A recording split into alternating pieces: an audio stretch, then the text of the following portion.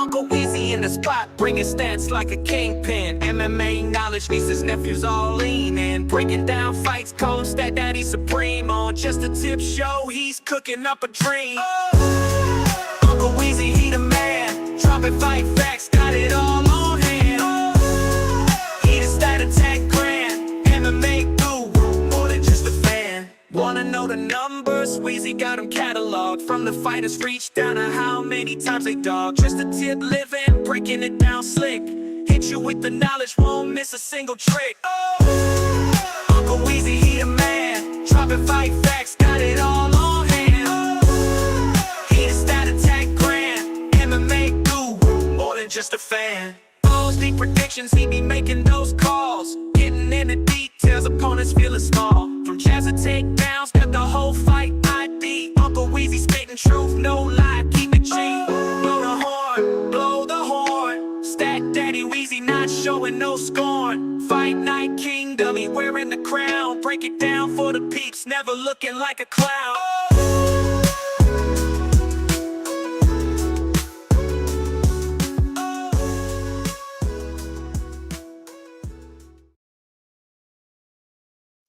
Oi! Yes! What's going on, everybody? It is Wednesday afternoon. This Saturday, we've got UFC 303 coming up. It was supposed to be headlined by Conor McGregor, Michael Chandler, the fight that will never, ever happen.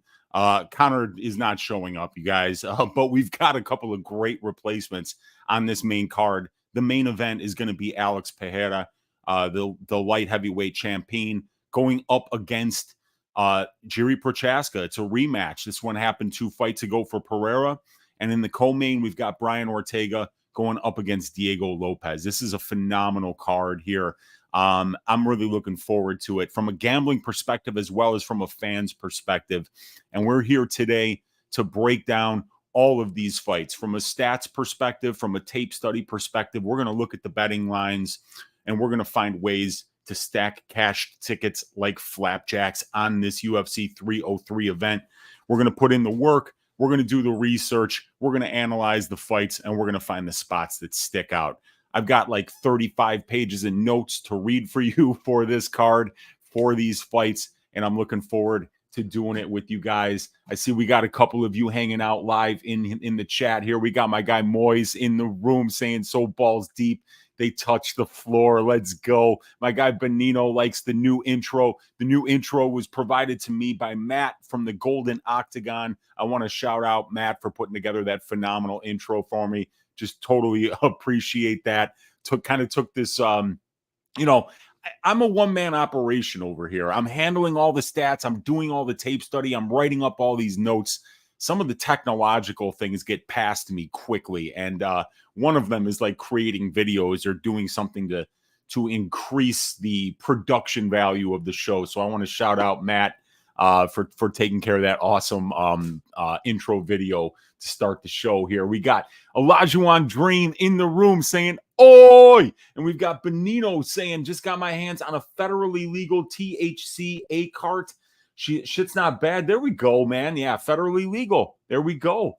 We got all hail the prophet Weezy, says my man Dix Insider. What is up? We got Broke Degen in the room saying I had to go back and do a screen record of that Weezy rap. I love it, man. I'm glad you liked it. It's out there now to start the show every single week, so you guys are going to be able to get to see. I got that thing in my videos forever. That is sick. I appreciate you, man. That's awesome. Yeah, dude. So this was a good week last week. We did not have a lot of tracked bets, but we did. If we look at my Bet MMA tips here, we did profit 2.52 units on this card. The winning bets were the Chang Ho Lee money line at plus 105. I wasn't in love with that bet. That was a coin flip fight. I flipped the coin there. I got lucky, and it landed on heads. But I'm not going to do a victory lap on that one. I thought that fight could have went either way. Had the fight doesn't start round 2, one of those analytics bets that my over-under betting model pointed out. That was his 0.75 unit bet at plus 200 to win 1.5 units. Also had Magomed Gagiazulov to win by decision. That was a stylistic read on my part. I just didn't see Gagiazulov finishing any fighters that had a pulse. And I thought that there would be a chance that there would be wrestling in that fight. And if both of those things happened, Gagiazulov by decision would have been the most likely outcome. That was plus 750. I hit that for a quarter unit. That was 1.87 unit win. I lost 1.15 units on Muhammad Naimov. Fight was looking good up until it wasn't, when he got choked out in the third round and lost in the scramble there. I had Kyung Ho Kong by decision at plus 275. I liked that bet. Kong won the end of the first round. He won the first half of the second round, and he won 4 minutes and 50 seconds of the third round, but still found a way to lose all 3 rounds on the judges' scorecards. Gafarov did more, had the bigger moments, did more damage. So Gafarov deserved to win, but Kong was pretty close to actually pulling that out if he didn't piss away the second round or get almost finished at the end of the third. So, and then the other losing bet was a quarter unit on Alaskarov by submission. So, up 2.52 units. We were up 6.16 units 2 weeks before. So we're on a little bit of a roll here. I've got a few units in track bets already, but I'm going to be adding a lot more after the show. I've got my stats ready to go for you guys here. And what you're seeing on the screen is my prop betting model. And you can also see my over-under betting model. You could see the matchup stats here. You could see the individual UFC stats for these fighters. All available on my Patreon. If you look at the Patreon and the Dub Club links here, this is a show today that I'm doing for free here on YouTube. It's sponsored by the Dogfather. The Dogfather gave a $100 donation to this show last week, and he gave a $100 donation to Stat Diggers on Sunday this week. So instead of doing this for my Patreon members only, I'm going to be doing this for free on the internet, sponsored by my guy, the Dogfather. Thank you so much for the generous donation. But if you want access to this content, which would be over 2 hour full card breakdown every single week, which goes in depth of the tape study notes, the analytics, the statistics, the picks, the fight write-ups, all that is available on my Patreon or on my Dub Club. That's the best way to support my work. If you want to continue to see me showing up here on YouTube for free, please consider joining that Patreon, because that's what allows me to be able to come here and work for free, is the people that actually support the work financially. And you're not just supporting it out of the goodness of your heart. You're going to get a lot for it. The amount of statistics, analytics, benchmarking that my probability stats package has access to is going to blow your mind. If you are a UFC gambler, a do-it-yourselfer, somebody that does your own research before you make bets, my analytics and statistics package is going to help you make so much better of decisions. And you're going to be able to have access to my over-under betting models, my my prop betting models, all the matchup stats, all the fight write-ups. This week, let me show you this. These are the fight write-ups.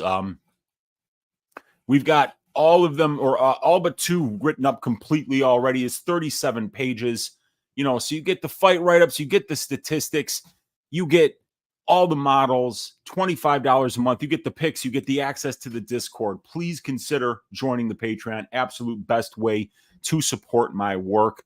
And let's see here. We got we got some more people in here. We got Broke DJ saying, I got the thing in my videos forever that it is sick, sweet. Dixon saying, Weezy, I'm ready to go balls deep like a prison cavity search. Time to glove up, boys. Let's go. Let's go. We got JR Smooth saying, sup, Unc?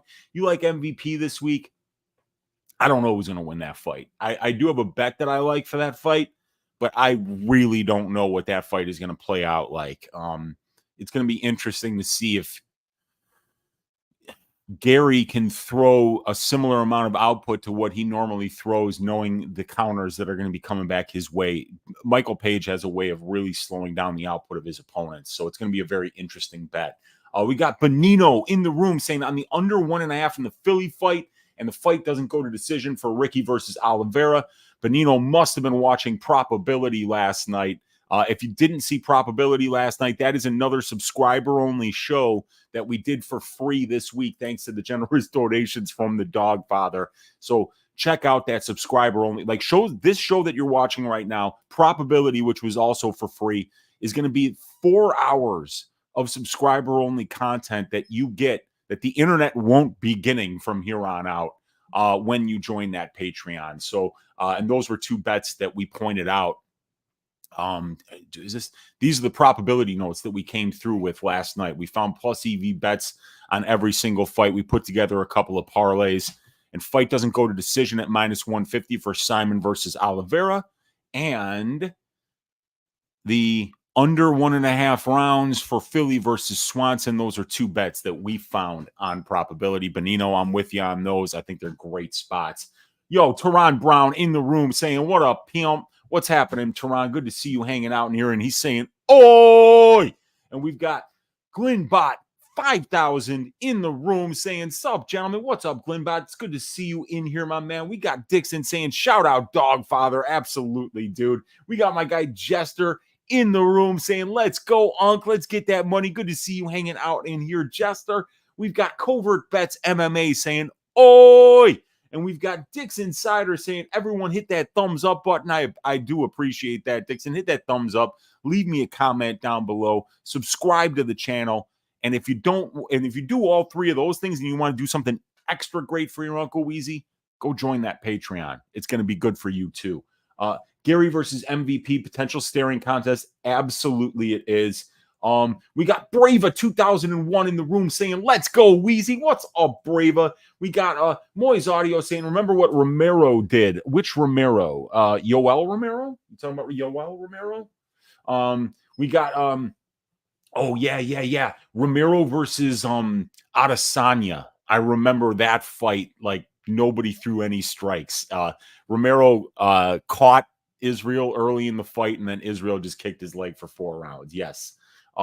We got Mushroom in the room saying, oh yes, what's up, Uncle Weezy? Sneak watching at work, just here to support my boy. Appreciate you, Mushroom. Thanks for hanging out with us, man. We got Yes Freak in the room. Scottsdale, Arizona is watching. We've got Not in the AM Bro saying, Weezy, why is MBS versus Chiasson on the main card? They tend to put women's fights on the main card a lot of times on the pay-per-views. They'll either get a low-level heavyweight fight or a women's fight a lot of time on there. But it is probably a title eliminator because the women's bantamweight division is so thin that, I think that's why they're putting this on to see, whoever wins this fight probably gets the next title shot. We got Mushroom saying, what's up to Moyes? Let's get the likes up, says Yes Freak. We got Philly Mushroom. What is up, you guys? All right, let's get into it here. Let's start talking about the first fight of the night. I'll get my stats up on the screen for you guys. It's going to be Ricky Simón versus Vinicius Lockdog Oliveira. And I'll get my notes over here so that I can read them and you can look at the stats. There we are. All right. So Ricky Simon, or wait, let me get the I didn't even put the lines on the board here. Ricky Simón minus 240. Vinicius Lockdog Oliveira plus 205. Fight doesn't go to decision here. Juiced up to minus 50 or a 60% implied probability for this fight. So Ricky Simon, 31 years old, 20-5 as a professional, and he's 8-4 in the UFC. He's won 5 of his last 7 fights, but he's currently on a 2-fight losing streak. He lost a 30-27 unanimous decision back in January against Mario Batista as a minus 190 favorite. And before that, he had a main event loss against Song Yadong, losing by 5th round knockout as a minus 125 favorite. Simón was a favorite in both of those losing performances off the strength of the 5-fight winning streak he was on before those fights. He had a 2nd round club and sub win over Jack Shore as a plus 145 underdog. He had a 2nd round KO win over Rafael Asuncao as a minus 300 favorite. And before that, Ricky won 3 straight versus Brian Kelleher, Gaetano Perello, and Ray Borg.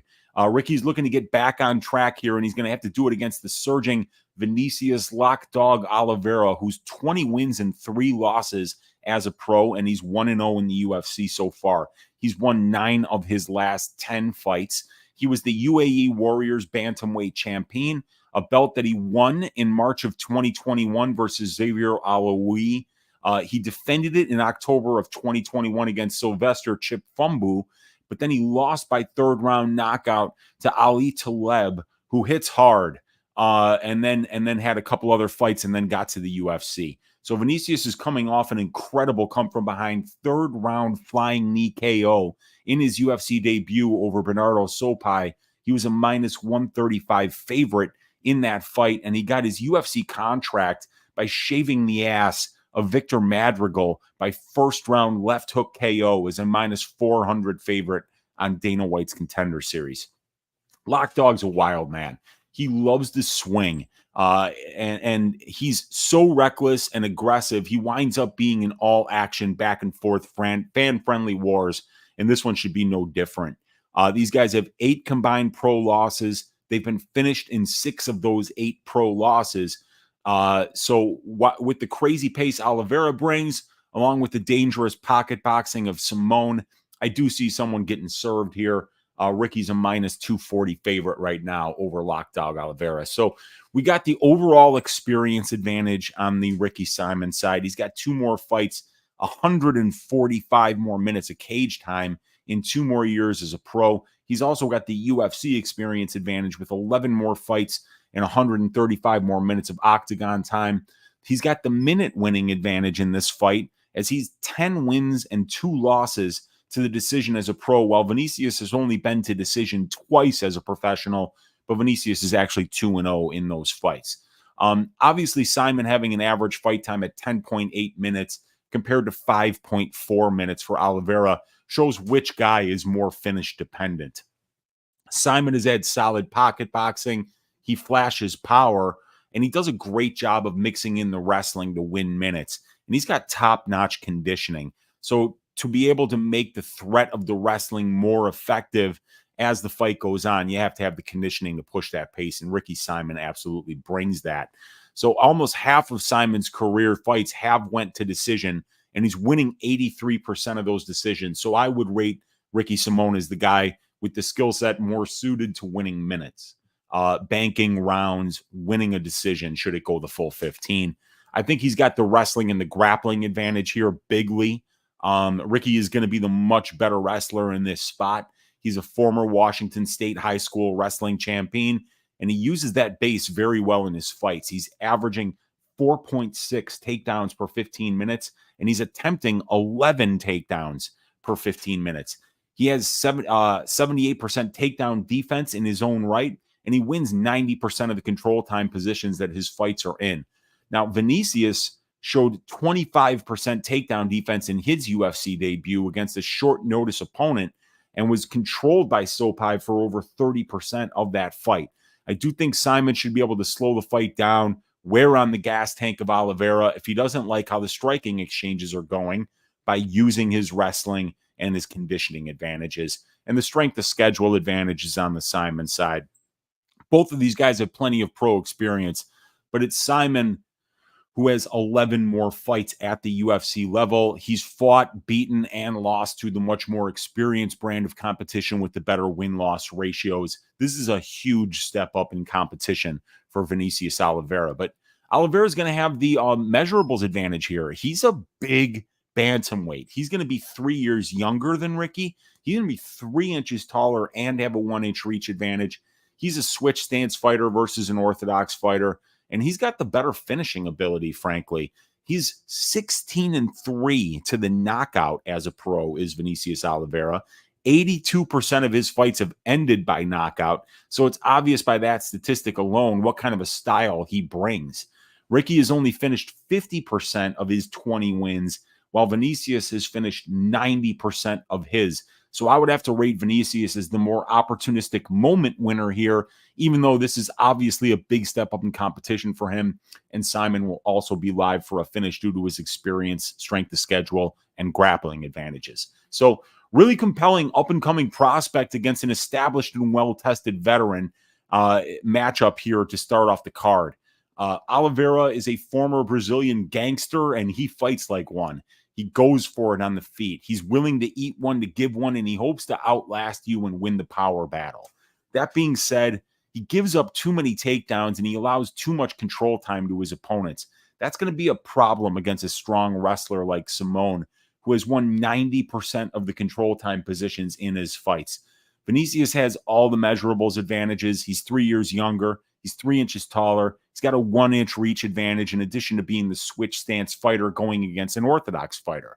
Oliveira has been the more potent finisher, albeit against a lower level of competition, and he's hot, winning 9 of his last 10 fights. On the Simón side, you get the more experienced fighter with the massive UFC experience and strength of schedule advantages. He's the much better minute winner, especially with his wrestling and top control. He's 4-1 to the submission as a pro, and he is opportunistic with his arm triangle when he's in top position. Simón should be better than Vinicius. He's the crisper boxer. He's the much better wrestler. The difference in the level of competition fought and beaten is massive. But against a fighter like Vinicius, all it takes is one defensive lapse, and he can violently sleep your sorry ass. Ricky is over 2/3 implied to win this fight for good reasons here. We saw Vinicius' last opponent gas out in the third because of an adrenaline dump and the short notice nature of the fight when he slowed down. Oliveira took advantage and found the finish. Ricky Simón isn't going to get tired, though. He will be the one pushing the pace. So Vinicius is going to have to land a big shot to find the win here because Ricky is at least as good as him on the feet. But the wrestling and minute and moment winning ability and the grappling exchanges are clearly on the Ricky Simón side. Simon's offensive wrestling should limit Vinicius' opportunity to land big shots on the feet and wear on Vinicius as the fight goes on, making it less and less likely he finds success against the elite conditioning and wrestling of Simón. Vinicius is going to be live to land a bomb, especially if Simón gets sloppy trying to enter on his takedown attempts. But outside of that, I think Ricky looks good on the feet here, outboxes and out-wrestles Oliveira on his way to a late finish. And I'm going to pick Ricky Simón to win this fight by third-round submission here. So Ricky by submission in round number 3 after he just wears down Vinicius Oliveira like the wind erosion wore down the Sphinx. Let's see what you guys are saying here in the chat. Mushroom likes Ricky Simón third round decision. I'm with you there. Vinicius versus Taleb, one of the best fights ever, dude. If you watch that fight, you're gonna have so much fun, man. The Brazilian announcer says Ali Taleb hits hard. He hits hard, my friend. He said Ali Taleb hits hard like 6 times during that fight. The announcers were going absolutely nuts every time somebody got hurt. That meant they went nuts in the first. That meant they went nuts in the second. That meant they went nuts in the third when Taleb finished Oliveira. I mean, it was really one of the best fights that I've ever seen, and it was absolutely awesome.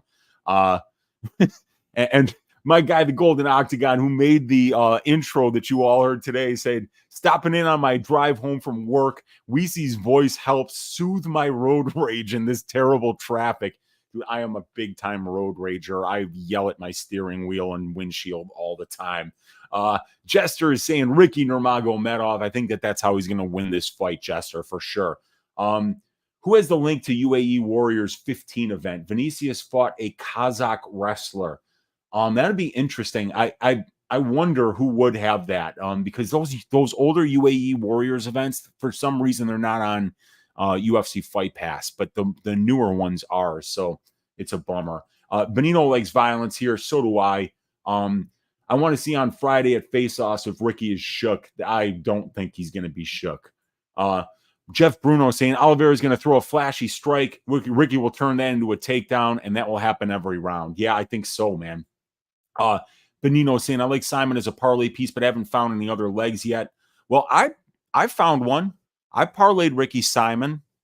I've got a tracked bet on that. You guys want to know what it is? I tracked Ricky Simón money line with the under 3.5 rounds in the main event, -106, Bet River Sportsbook, 2-unit bet. There you go.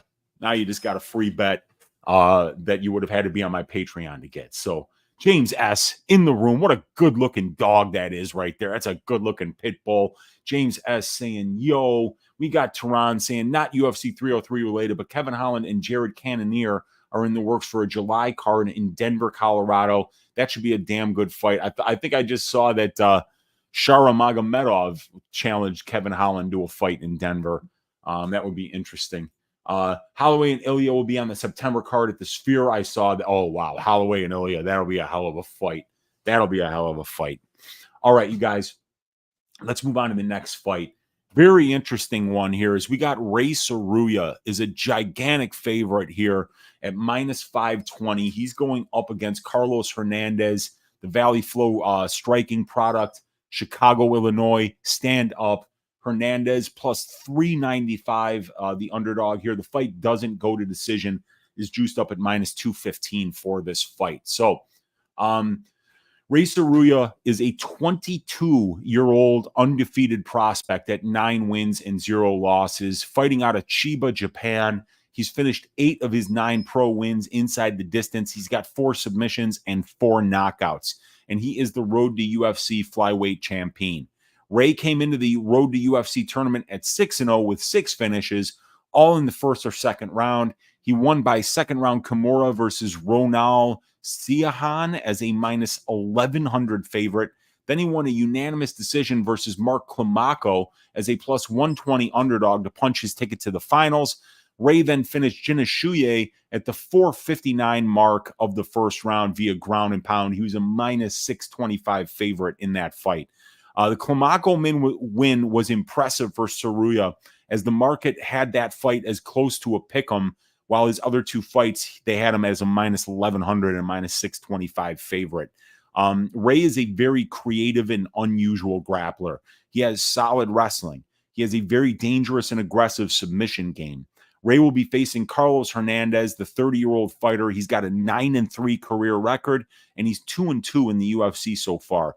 Carlos won a split decision over Daniel Barres as a plus 100 underdog on Dana White's Contender Series to get his UFC contract. And then he won another split decision over Victor Altamirano as a minus 170 favorite in his UFC debut. Hernandez was finished by both dominant grapplers that he faced in the UFC. He was backpacked and finished via rear naked choke by Olan Nascimento. He was a plus 275 underdog in that fight. He was dropped on the feet and finished with ground and pound in the second round of the Tatsuro Taira fight. And he was a plus 430 underdog in that fight, where he was dominated in the first after giving up his back. In between those losses, Carlos won a technical unanimous decision over Dennis Psycho Bandar. He was a plus 110 underdog in that fight. And even though both of these guys are well-rounded fighters, Carlos will want to keep this standing, and Tsuruya will be looking to grapple. Ray is a big favorite here over the more experienced and tested Carlos Hernandez. Now, Ray Tsuruya, 8.5 years younger. He's going to have a 1-inch reach advantage. He's got the finishing ability here. He's got a Carlos has a 44% career finish rate in 9 pro wins, while Tsuruya's is double that at 88%. Carlos relies entirely on the knockout for finishes, while Ray has 4 subs and 4 KOs. In the grappling, Ray Tsuruya should be better. He's a dominant grappler. He times the entries on his takedowns well. He's been wrestling since he was 3 years old. When he gets his opponents down, he has a knack for getting to the back and locking in the body triangle. Tsuruya has as many subs as knockouts, but the KO wins all come by way of ground and pound. Once this kid gets you down, you're in his world, and you're going to hate being there. But Carlos Hernandez is the bigger guy. He's 2 inches taller. He's got the pro and UFC experience advantages. He's got 3 more pro fights, almost an hour more of pro cage time, and he's got 4 more fights at the UFC level and 40 more minutes of octagon time, as Tsuruya is going to be making his UFC debut on Saturday. Conditioning advantage goes to Carlos Hernandez.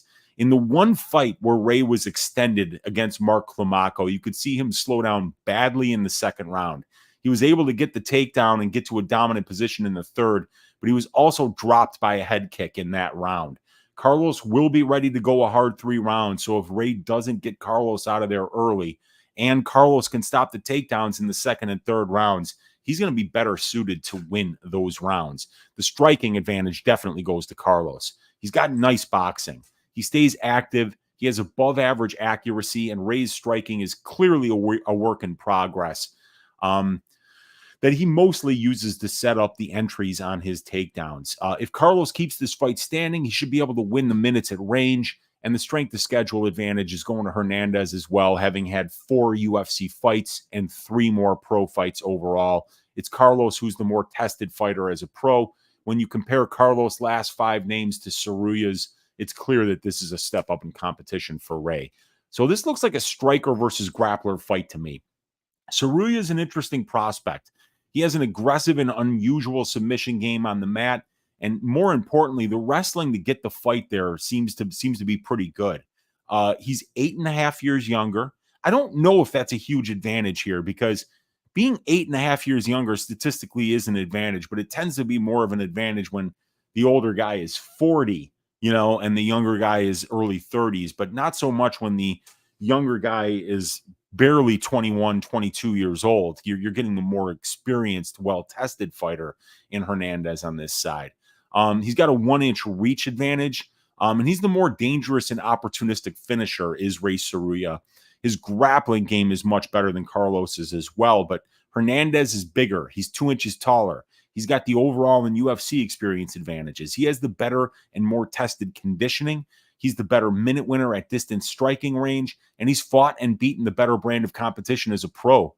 If Ray can get to this fight to the ground and get to Carlos's back, he can win rounds or even finish the fight.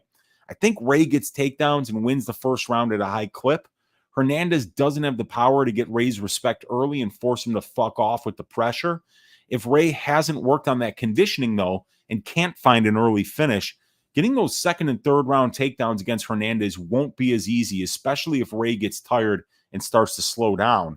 I do think that the grappling differential between these guys is too much for Hernandez to overcome, due to the fact that we can't really count on Carlos to land big shots or get knockdowns or find a knockout on the feet. So I think Ray will find some success grappling in the second and maybe even in the third to get the nod here if he can't find that early finish.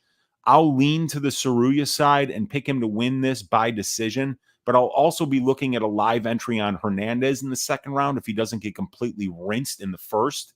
And Hernandez by decision, or Hernandez plus 3.5 points handicap at big plus money numbers, could be really tempting numbers this week. And if it is, I might sprinkle it due to Carlos's experience, striking, conditioning, and strength of schedule advantages that he has over Ray here. I'm going to pick Ray Tsuruya to win this fight by decision, but I already have a bet on the over 2.5 rounds here at plus 150. And I'm very much considering adding Carlos Hernandez plus 3.5 points handicap here. I think, Ray Tsuruya has just got a ton to prove at only 22 years old.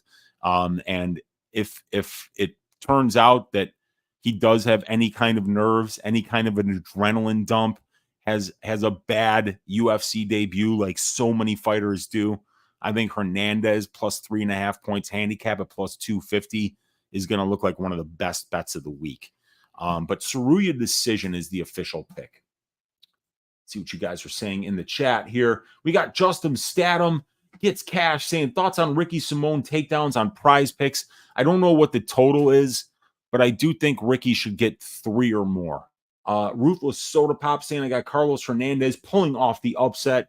I might be joining you there, Ruthless. I'm picking Tsuruya to win the fight, but in terms of putting my money where my mouth is, that decision prop, that plus 3.5 points handicap on Hernandez are extremely tempting. Cody's calls in the room saying, Uncle, love you, man. Let's ride at UFC 303. Let's get it, Cody. Let's go. All right, you guys, let's move on to the next fight here.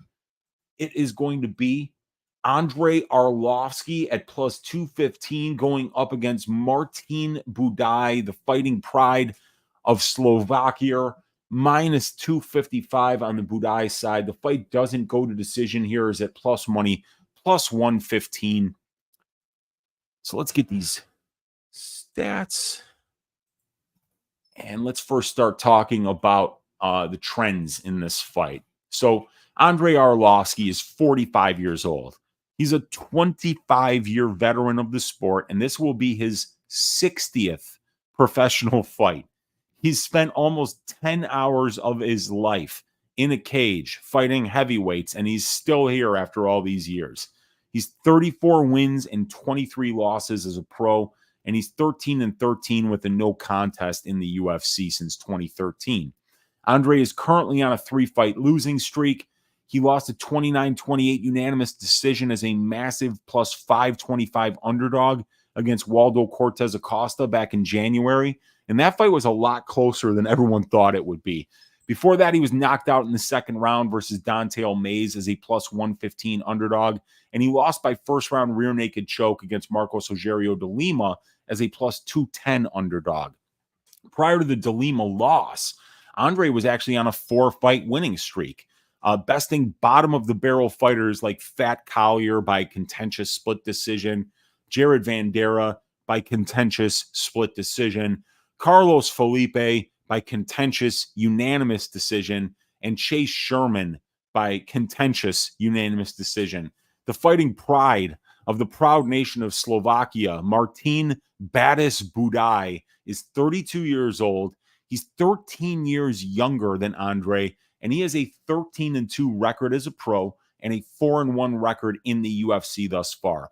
Martin was on a very impressive 12-fight winning streak when he got matched up against the very handsome Shamil Gaziev back in December of 2023. Martin was a minus 135 favorite in that fight against Gaziev, who was making his UFC debut, and Martin got 7 shades of shit beaten out of him and was finished in the second round of that fight. Before the Gaziev loss, Martin won by first-round submission against Fat Parisian, and he was a minus 220 in that a favorite in that fight, and a unanimous decision over Fat Collier as a minus 115 pick'em for Buday. He also had a split decision win over Lukas Breski. He was a minus 300 favorite, and he got bailed out by the judges in that fight. And then he had a technical unanimous decision win over another fat man, Fat Barnett, as a minus 290 favorite in that fight. Buday is absolutely styling on these obese fighters, but can he beat somebody who is older than Methuselah in fight years? We will find out on Saturday. The bookies like Buday's chances against the 45-year-old, pricing him as a minus, what do we got here? 255 favorite over Andrei Arlovski. So Arlovski's obviously going to have the experience advantages here. Dude, overall experience, he's got 44 more fights, 420 more minutes of pro cage time, and 17 more years as a professional fighter. He's got 22 more fights at the UFC level and 250 more minutes of octagon time, and that's only since 2013. There's fights before 2013 that you could add on to that advantage. I think Andrei Arlovski is going to be the better kickboxer here. He has solid distance striking metrics in the UFC compared to Buday. He has the much better distance striking differential at positive 1.1 compared to negative 2.1 for Buday. He's the slightly more accurate and defensively responsible striker at range, and he does a much better job of using his kicks to maintain range than Buday does. And just that alone against a fighter like Buday, who needs to be first, could be a potential way to stifle Martin at distance. And the strength of schedule advantage obviously goes to Arlovski as well. He's fought, beaten, and lost to the more experienced brand of UFC competition with the better win-loss ratios. Now, Martin Buday, 12 and a half years younger than Andrei. He's going to be 1 inch taller. He's got a nasty clinch game. He's a big heavyweight, and he showed off a nasty clinch game on Dana White's Contender Series versus Lorenzo Hood, finishing him with brutal knees. He's got a positive 1.46 clinch and ground strike landed differential, and he's outlanded his opponents 63-35 in clinch strikes in his 5 UFC fights. Martin wears on you. He has nasty knees and elbows, along with the size to keep you on the fence against your will. And the grappling advantage goes to Buday as well. He's a really dangerous grappler. However, he refuses to wrestle offensively. He's only attempted 3 takedowns in 5 UFC fights. When Martin does get on top, his ground and pound submission game are nasty, but he's unwilling to wrestle at this level for some reason. If this fight does get to the ground, I rate Martin as the much more dangerous and opportunistic grappler. The question is, will he attempt to get this fight into the clinch or the ground, or will he be happy to stand at distance and strike like he usually does? It's a weird fight. I hate this fight with a passion from a gambling perspective. If you take the Buday side at minus 260 or 72.5% implied probability, you're betting on a guy who will look 50-50 at best if this fight stays at range and he doesn't attempt to clinch up or wrestle. And that would be infuriating. But if you bet on the Arlovski side and take that plus money, you're getting a 45-year-old fighter who's on a 3-fight losing streak, who will get smoked if Buday fights smart and makes this a grinding clinch and grappling-based fight. There's no way you can lay minus 265 on a fighter with no power and dog shit fight IQ like Buday. And Arlovski is being held together with duct tape at this point in his career. And even if he gets the low volume range kickboxing fight he wants, he still probably only looks like he has a 50% chance of winning. I guess I have to lean to the Buday side because he has more paths to victory with his solid clinch and submission game, but it's impossible to rely on him to do the right thing and clinch up and grapple Andrei. This is the 1-800 gambler fight of the week, and I'm not touching this one with a 10-foot pole. Even the totals are sketchy. If Buday fights aggressively like he did against Fat Parisian, I'd lean to the Buday side here, but the line is too wide. I'm just going to say Martin Buday wins this fight by decision, and we can just move on. Martin Buday by decision. There we go. Okay. Let's see here. We got Tehran Brown saying a lot of people are writing off Ortega. He's going to surprise a lot of people this Saturday. Yeah, I'm looking forward to that fight for sure. Now, don't get me wrong. Lopez is good, but let's be honest. He's kind of open on the feet, kind of wild on the feet too. James says 7 shades of shit. He loves that.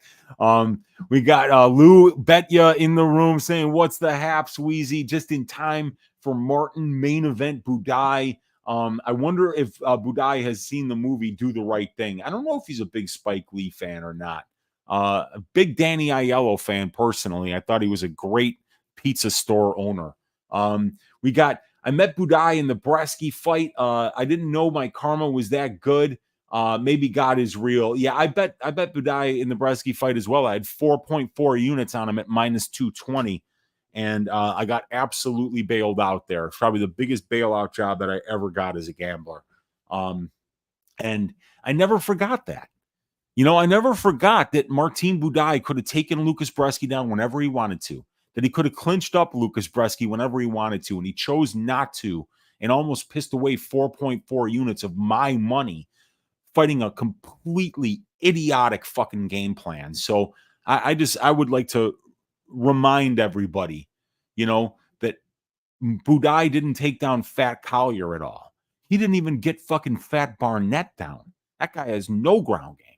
So, yeah, man, if you're laying juice on Martin Buday, you might have a hole in your TV at the end of Saturday night. Anyway, let's move on to this next fight. It is going to be Michelle Waterson, the plus 167 underdog, going up against Gillian the Savage Robertson. Gillian is a minus 192 favorite. Fight doesn't go to decision. Just a little bit of plus money here at plus 110. Striker versus grappler, you guys. Gillian is 9 years younger than Michelle Waterson. Michelle Waterson has lost 6 of her last 7 fights, and you can make a case that it would be 7 of her last 7. Michelle Waterson, who is supposed to be the better striker in this fight, and she is, still has a negative 0.6 distance striking differential, subpar 39% accuracy, subpar 57% defense. She's never even landed a knockdown at the UFC level. She's 2-2 to the submission in the UFC, while Gillian Robertson is 7-1 to the submission. So Gillian Robertson is somebody whose fights take place in control time positions over 60% of the time. Michelle Waterson is an inefficient grappler who has twice as many takedown attempts as her opponents do, but only manages 51% of the total control time positions in her fights. So, this is, with Gillian being 9 years younger, that's huge for me. With her now being the bigger fighter, because she's finally moved down from 125 to 115. I think that she's going to have a much easier time wrestling at this weight class. I think that she is going to take down Michelle Waterson and submit her, who we've seen submitted 4 times as a professional in 12 losses. I really do believe that Gillian Robertson is going to be the fighter, the much better fighter here, the one with much more process to her game. And when she gets these takedowns, I think she's going to look minus 300. I'm picking Gillian, but I'm not laying the juice here, you guys. But I think that she's going to get her down, and I think that she's going to submit her. I'll keep it real short and sweet on this one. I'm picking Gillian Robertson to win by submission in round number 2. All right. Let's see what you guys are saying in the chat. That was me last week after the Rodriguez fight. Yeah, I know, man. That was a rough one, dude. Jeff Bruno saying, I bet Robertson inside the distance, decision, no action at minus 275. The line is now minus 600. Yeah, I mean, like all the finishing equity is on the Gillian Roberts side. But now she is fine, yes. No takedowns needed. Jump Gillian. Oh, you think she's going to jump the guillotine, man? I mean, it could be. It could be.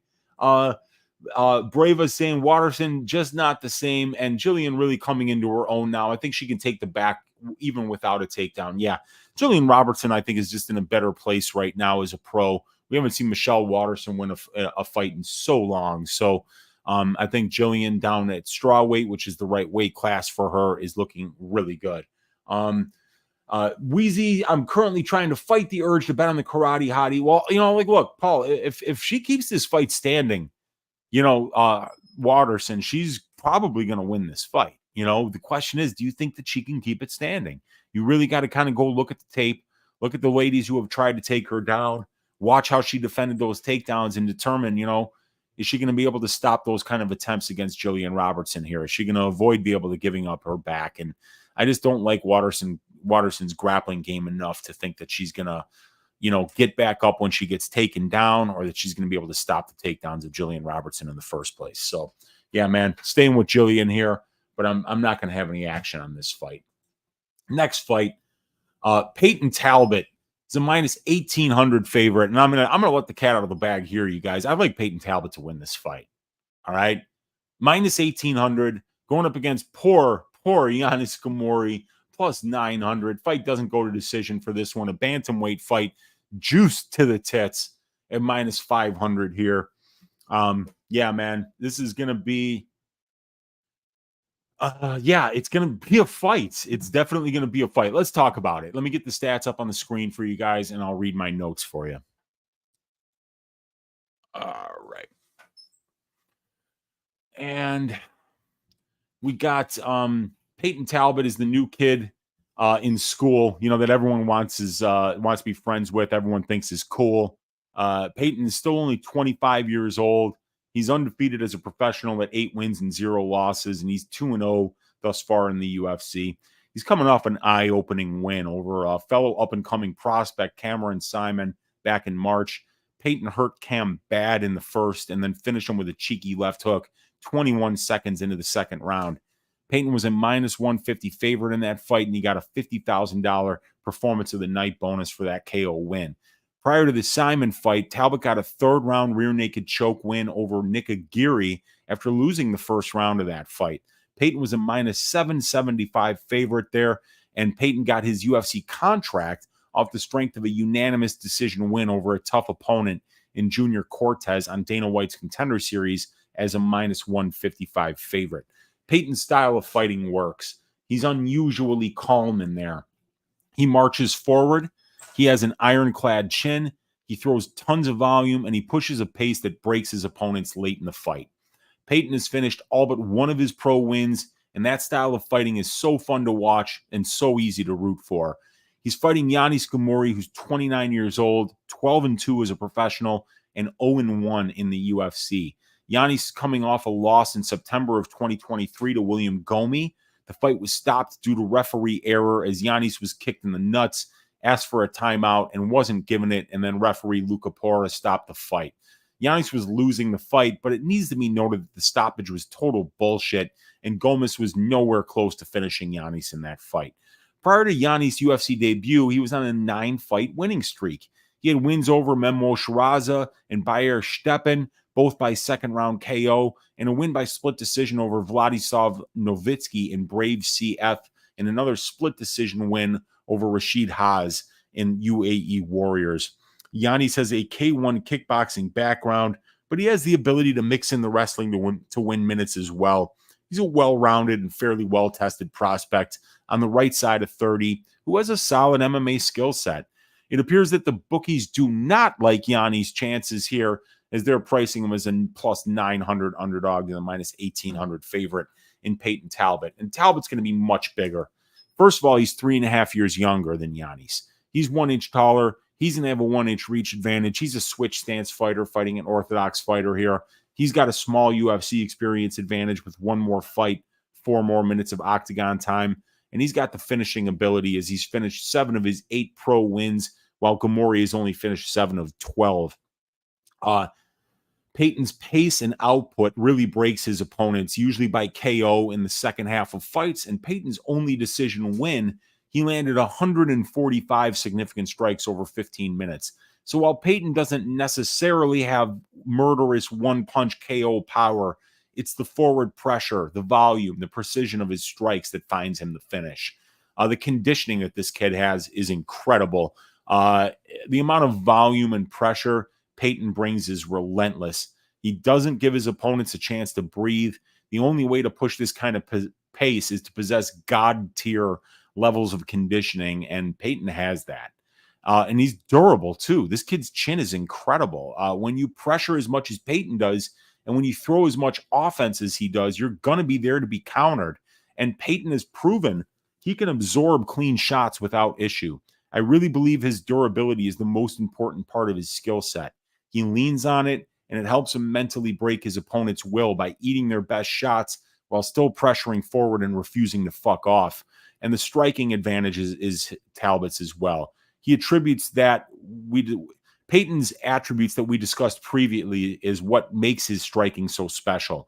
He attempts 18.8 distance strikes per minute, 7.1 more than the divisional average, and he lands 9.9 distance strikes per minute. That's 5.3 more than the divisional average. He's got 1 knockdown in 2 UFC fights, and his distance striking differential is a mind-boggling positive 4.7 per minute. Payton has a nasty left hook. He's got a good straight right, and his step-in knees that he was blasting Simon with looked scary. The pressure, the volume, the durability, the variety of weapons he uses makes him a nightmare to deal with on the feet. Now, Yanis Ghemmouri is going to have a pro experience advantage here. He's got 6 more fights and 35 more minutes of cage time and about 7 more years as a pro fighter. But that's where the advantages end for Ghemmouri. So the bookies already have Ghemmouri dead in the water here, and I get it. Talbott's a phenomenal prospect coming off the biggest fight and most impressive performance of his life. The way he dick-sawed Cam Simon in under 1.5 rounds, a guy who's known for being extremely durable, was extremely impressive. As I write up this fight, Talbott's a minus 1,400 favorite. Now he's minus 1,800. 93.33% implied to win at minus 1,400. And, it's just a little out of hand. Ghemmouri's a solid fighter. He's got a K1 kickboxing background. He fought a solid level of competition in Brave. He made his UFC debut under very difficult circumstances. His opponent was switched up the week of the fight. Instead of fighting an undersized wrestler in Keelan Loughran, he was instead matched up with a 6-foot featherweight in William Gomi, who is a Sanda-style fighter and that fight was not a finish. It was a low-volume range kickboxing match where 57 of the 70 significant strikes landed were to the legs. This will be a completely different stylistic matchup, and we will see a completely different Yanis Ghemmouri because of the change in opponent. Yanis is solid at range. I like the way he deals with pressure. He throws straight punches, and he uses his kicks to maintain range.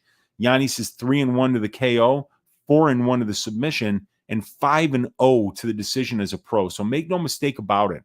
This guy can strike, he can wrestle, and he's tough. He's never actually been knocked out as a pro, even though the stats say different. I think this line is too wide, and as a result, it's going to be extremely difficult to find economically priced props on the Talbott side. I think I might look at over 1.5 rounds here, as the market is overpricing the odds of an early Talbott finish, and I don't think Yanis is as bad as everyone seems to think he is. Talbott to win and over 1.5 rounds will be a prop I look at this week, as well as the Talbott to win in rounds 2 or 3, but I highly doubt I'll get playable lines. I think Payton does what he does best: throws tons of volume, absorb his opponent's best shots, and get the finish in the second half of the fight. This kid is special. He has that aura. Or as Laura Sanko said after he finished Cameron Simon, he is that dude. And I'm picking Payton Talbott to win this one by 3rd round knockout.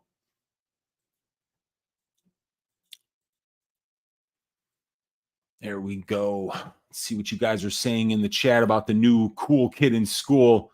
Let's see. Brave is saying Waterson's fight IQ will make her want to do a takedown. I just feel it.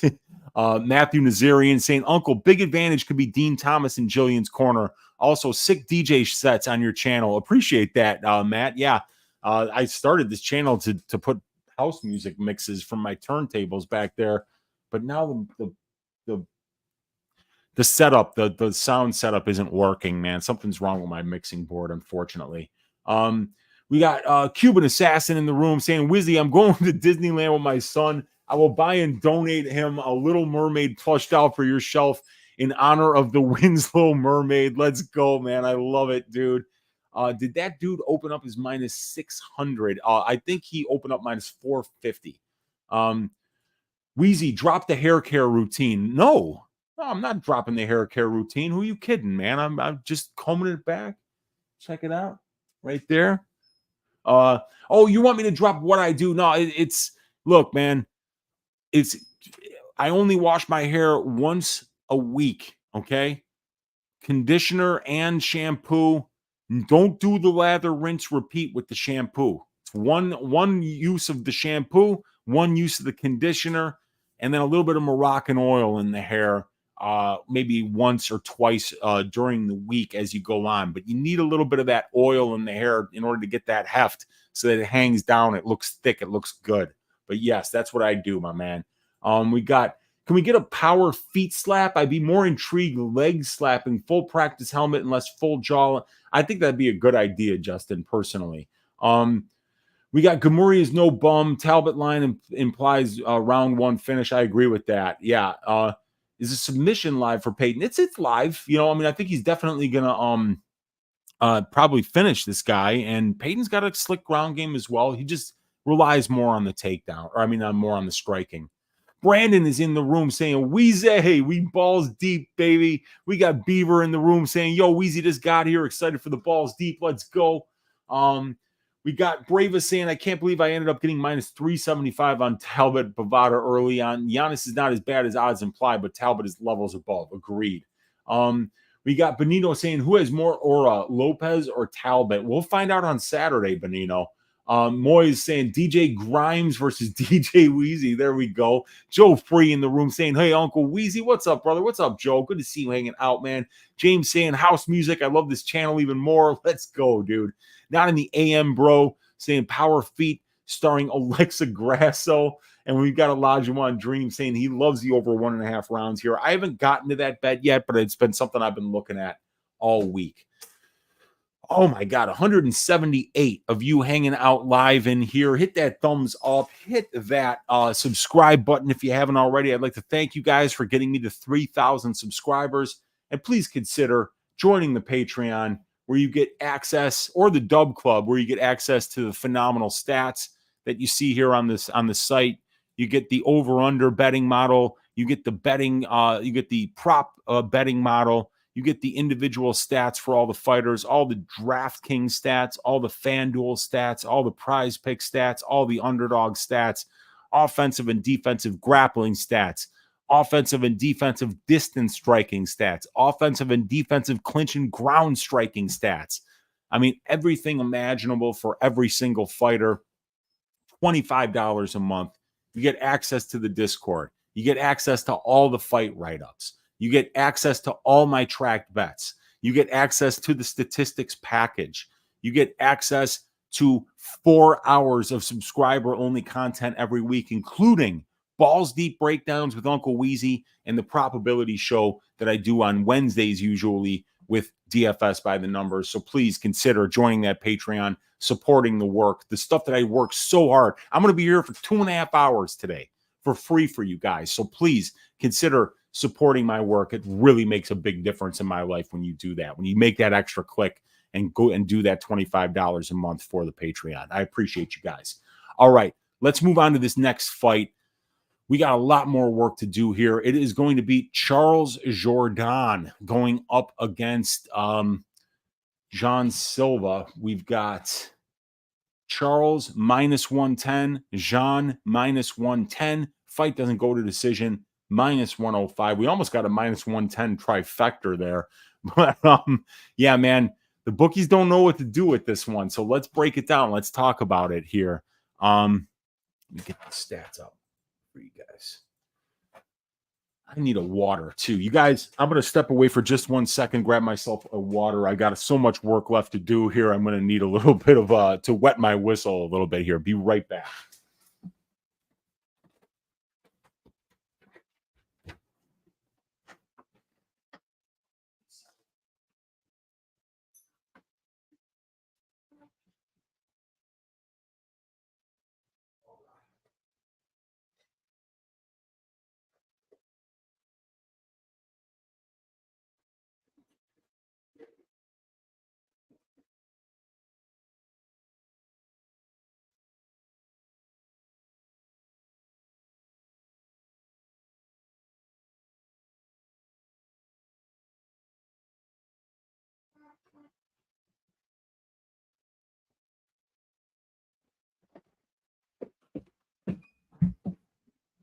All right, you guys, thank you for your patience. Definitely needed this. All right, let's start talking about Jourdain Silva. Charles Jourdain, only 28 years old, 15-7-1 as a pro, 6-6-1 in the UFC. He's lost 3 of his last 5 fights, and he's coming off a split decision loss against Sean Woodson as a minus 210 favorite back in January. Prior to that, Charles had back-to-back wins against Ricardo Ramos by first-round sub. He was a minus 145 favorite in that fight, and Kron Gracie by unanimous decision as a minus 165 favorite. Before that, Charles lost the unanimous decision to Nathaniel Wood as a minus 150 favorite, and a majority decision against Shane Burgos as a plus 145 underdog. Charles is a dynamic striker, solid power numbers. He's got an opportunistic submission game that he goes to when his opponents try to take him down. Charles is experienced, he's well-tested, he's well-rounded, and he's durable. So he's a tough opponent for anyone at this level, and he's going to be fighting Jean Silva, a 27-year-old fighter who's 12-2 as a pro and 1-0 so far in the UFC. Jean's a wild man who's finished 11 of his 12 pro wins, and he definitely has a knack for finding the big shot that changes the fight. Now, Jean beat 7 shades of shit out of poor Weston Wilson in his UFC debut, knocking him out in the first round, but he was a minus 950 favorite in that fight. Jean got his UFC contract off the strength of his 29-28 unanimous decision win over Kevin Vallejos on Dana White's Contender Series. He was a plus 170 underdog to Vallejos in that fight. And prior to his Dana White's Contender Series fight, Jean Silva was a bit of an unknown quantity. There was only tape on 2 of his 12 pre-Dana White Contender Series fights, and he has a bunch of first-round finishes over nobodies. Jean has a ton of power and an opportunistic submission game, and he loves playing the mental warfare part of the game, looking like a complete psychopath during fight week and stare downs. This fight should be a bit of a ding-dong and a real dick-swinging crowd pleaser, if you ask your Uncle Weezy. Charles is a minus 120 favorite at the moment over the plus 110 or 100 underdog in Jean Silva, so money has come in on the Silva side since I wrote up this fight. Jourdain's bigger. He's going to be 2 inches taller. He's the switch stance fighter here versus the orthodox fighter in Jean Silva. He's got the overall and UFC experience advantages. 9 more fights as a pro, 3 more hours of cage time as a pro. And Charles has 12 more fights at the UFC level and 160 more minutes of octagon time. He's also got the striking advantage. Jourdain is a flashy and efficient striker. He's got a positive 0.7 distance striking differential, above average accuracy and defense, and his knockdown ratio is 6 to 2 in the UFC, and he's landing a knockdown on 0.7% of the significant strikes that he lands. Charles is 8 wins and 0 losses to the knockout as a pro, and he's 2-0 in the UFC to the knockout. So not only is Charles powerful, but he's also proven to be pretty durable as well. And the strength of schedule advantage, that's Jourdain all day long. He's got 11 more fights at the UFC level, and Gene Silva's UFC debut came against poor Weston Wilson. The combined records of Jourdain's UFC opponents is 65 and 55. So he's fought solid guys who are fairly experienced, while Gene Silva fought Kevin Vallejos on Dana White's Contender Series. And prior to that, you can only find tape on 2 of his fights. So he was definitely fighting in some sketchy promotions. Charles is the fighter with a much more proven resume and track record here. Now, Jean Silva, I should say, is 1 year younger. And I think he's got the raw power and explosiveness advantage here. He throws strikes with hate in his heart. He barks like a dog walking to the cage, and he fights like one inside of it. He really commits to his strike and winds up and throws everything with full power. He's not particularly technical, but he is innovative. He uses all 8 limbs, and if he lands on you, there's a good chance that your night's going to be over. So this is going to be a fun striker versus striker fight. Neither one of these guys is much of an offensive wrestler. Both guys are most comfortable at distance striking range. Charles is the taller guy with more overall and UFC experience, who's faced the much better level of competition in his career. And those massive experience advantages don't come at the expense of age, as Charles is only 28 years old. He's only 1 year older than Jean Silva. Silva's also a dynamic, powerful, and explosive striker, but we have to be upfront about the fact that it's hard to say Jean Silva is better than Jourdain anywhere. Striking will be close, but outside of that, I really don't see anywhere that Jean is more dangerous than Charles. Charles is taller, longer, way more experienced, and he's fought the tougher guys while always showing top-notch conditioning and durability. All that being said, I understand why the line is almost a pick'em. This fight should be a striking match, and both guys are well-matched in that department. Outside of striking, it's hard to see either guy winning a ton of minutes in the grappling exchanges here, but if Charles is a very opportunistic grappler with a great guillotine choke, so if Silva does get sloppy, he might get put in some bad spots. I got to pick Jourdain here, though. This is a show-me spot for Jean Silva. Beating Vallejos and Weston Wilson certainly doesn't mean you're going out there and destroying a durable and well-tested fighter like Jourdain, but Jean Silva is definitely an interesting prospect with a lot of self-confidence and power and purpose in his striking. Jean has some upside, and the UFC is giving him a chance to climb a couple of rungs up the ladder in this division by pulling out a W here. But I believe he's on I'll believe he's on Jourdain's level when I see it with my own eyes. Until then, I'm going to side with the size, the experience, the conditioning, the durability, the minute-winning striking, and the strength of schedule advantages on the Jourdain side. And I'm going to pick him to win this fight by decision. All right, Charles Jourdain by decision over Lord Assassin Jean Silva. Let's see what you guys are saying in the chat.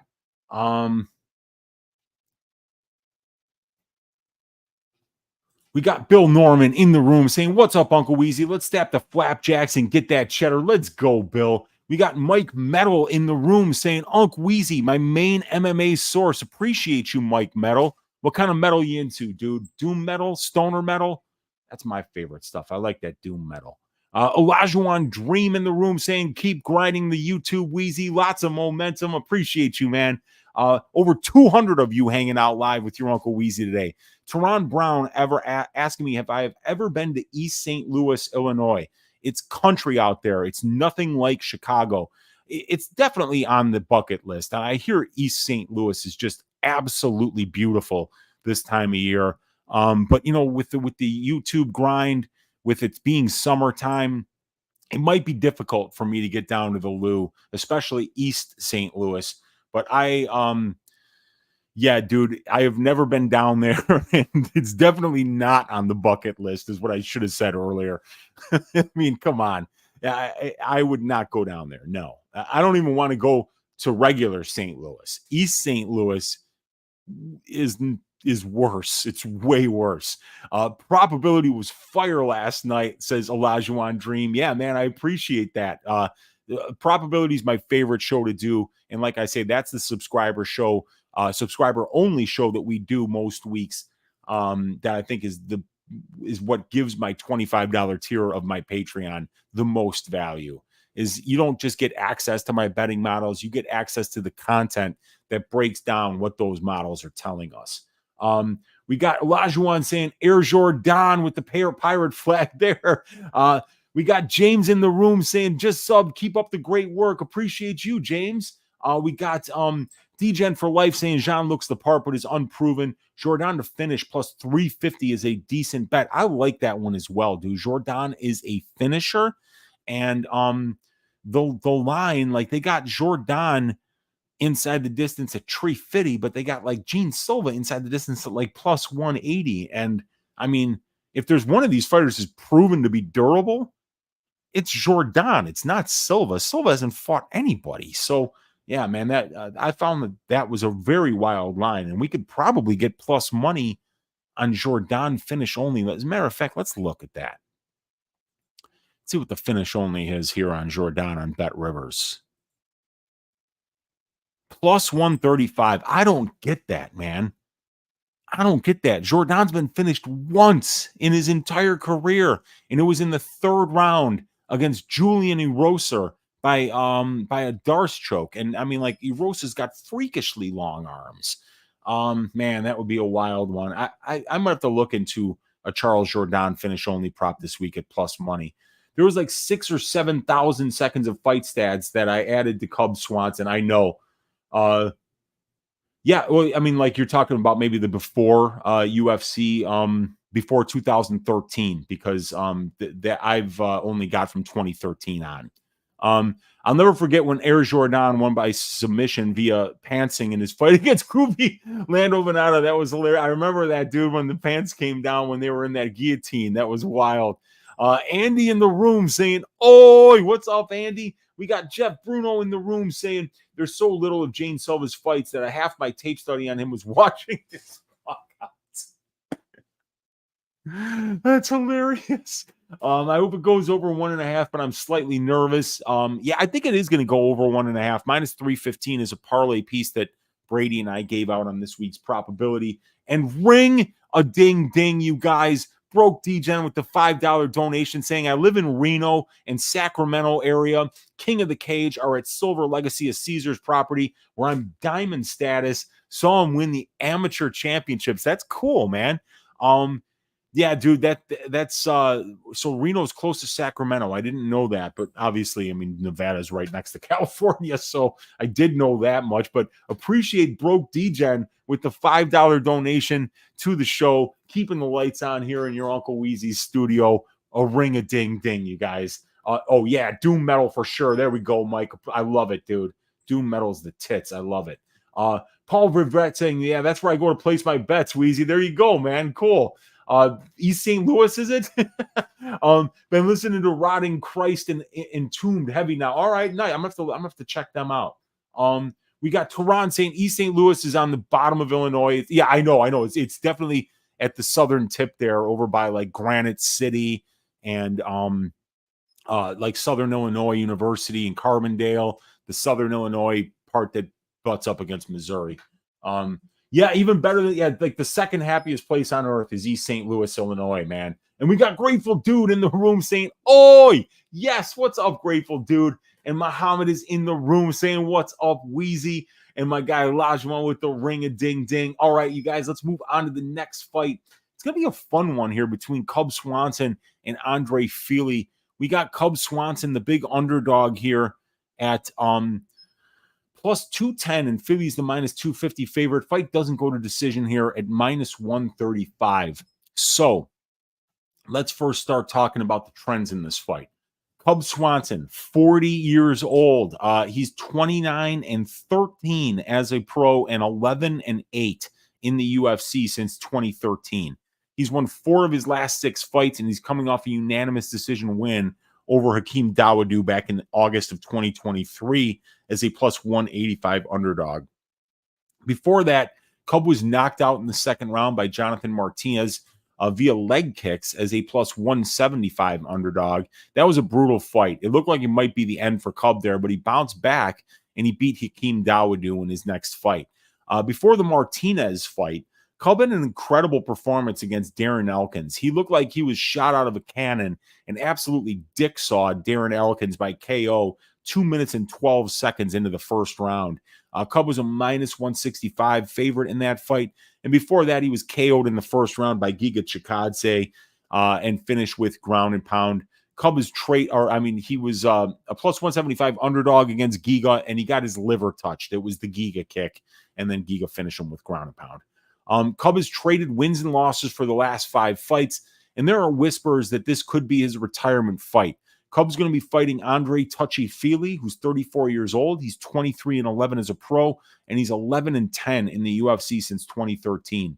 Fili has essentially been trading wins and losses for the last 10 fights, and the pattern he's on has him due for a win and Cub due for a loss. So do with that what you will. Fili was knocked out in the first round by Dan Ige in his most recent fight back in February as a plus 145 underdog in that fight. And before that, he got a first-round finish by KO of his own against Lucas Almeida, and he was a minus 170 favorite in that fight. Prior to that, Andrei lost a very close unanimous decision to Nathaniel Wood in the UK. He was a plus 170 underdog in that fight.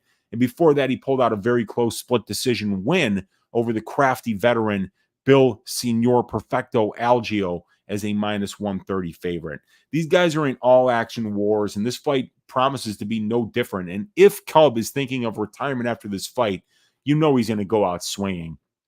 Fili a pretty big favorite over Cub right now, but Cub Swanson's got the UFC experience advantage with one more fight, almost an hour more of octagon time. He's got the pro experience advantage with 7 more fights and 85 more minutes of cage time. And in my opinion, Cub Swanson has the striking advantage. Now, I'm not exactly sure who's the better striker at range in this fight at this time on Saturday, but I do know this. I do know who has the better distance striking metrics at the UFC level, and that's definitely Cub Swanson. Cub has the better distance striking differential. His is positive 1. Fili's is negative 0.2. He's more accurate at 48% is Swanson compared to 35% for Fili. He's more defensively responsible at 61% compared to 53% for Fili. His knockdown ratio is 6-4. Fili's is 6-6. Cub lands more distance strikes per minute than Fili. He lands 5.8. Fili lands 5. Cub absorbs less distance strikes per minute than Fili does. He absorbs 4.8. Fili absorbs 5.3. The metrics definitely favor Cub's minute-winning capabilities, but we have to keep in mind the fact that Cub is 40, Fili is 34, and the 3-inch height and the 4-inch reach advantages that Fili has in this spot could make up for those metric, deficits that he's at. And the strength of schedule advantage goes to Cub Swanson. According to my metric, Cub has fought, beaten, and lost to the more experienced brand of UFC competition with the better win-loss ratios. Now, Andrei Fili is going to be 7 years younger. He's 3 inches taller, and he's got a 4-inch reach advantage over Cub. So he's younger, taller, and longer. And I think he's the better grappler here. He's the more likely guy to initiate the grappling exchanges, get takedowns, and win minutes and moments while the fight is on the mat. Fili is much more active attempting takedowns as he attempts 4.52 compared to only 1.24 for Cub Swanson.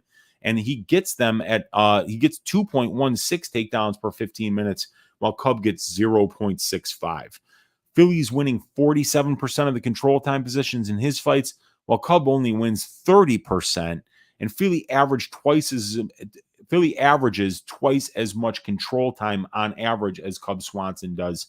16% for Fili, 8% for Cub. So I do rate Fili as being the guy more likely to offensively grapple and win minutes here. I mean, this one should be a banger.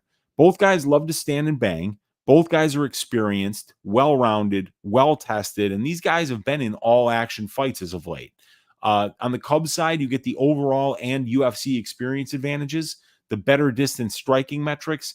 He might be the more durable guy in this fight, even at 40 years old, and he's fought the better brand of competition over his UFC career, according to my metric.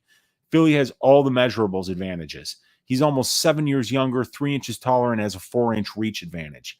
Fili does a better job of using his grappling to win minutes by being the more active offensive wrestler, and he definitely has some power and can use his length well, staying behind the fast, crisp jab. I don't think Cub is washed.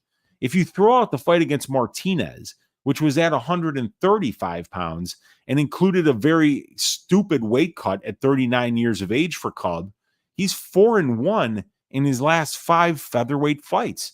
The names are solid, experienced veterans like Kron Gracie, Daniel Pineda, Darren Elkins, and Hakeem Dawodu. And Andre Fili's around the same skill level of those fighters. I don't like how Fili is reacting to shots these days. He seems to be getting hurt in every fight, even the ones he wins. And Cub has a knack for blasting into range and landing powerful combinations, especially early in fights. I think Andre has way more ways to win this fight.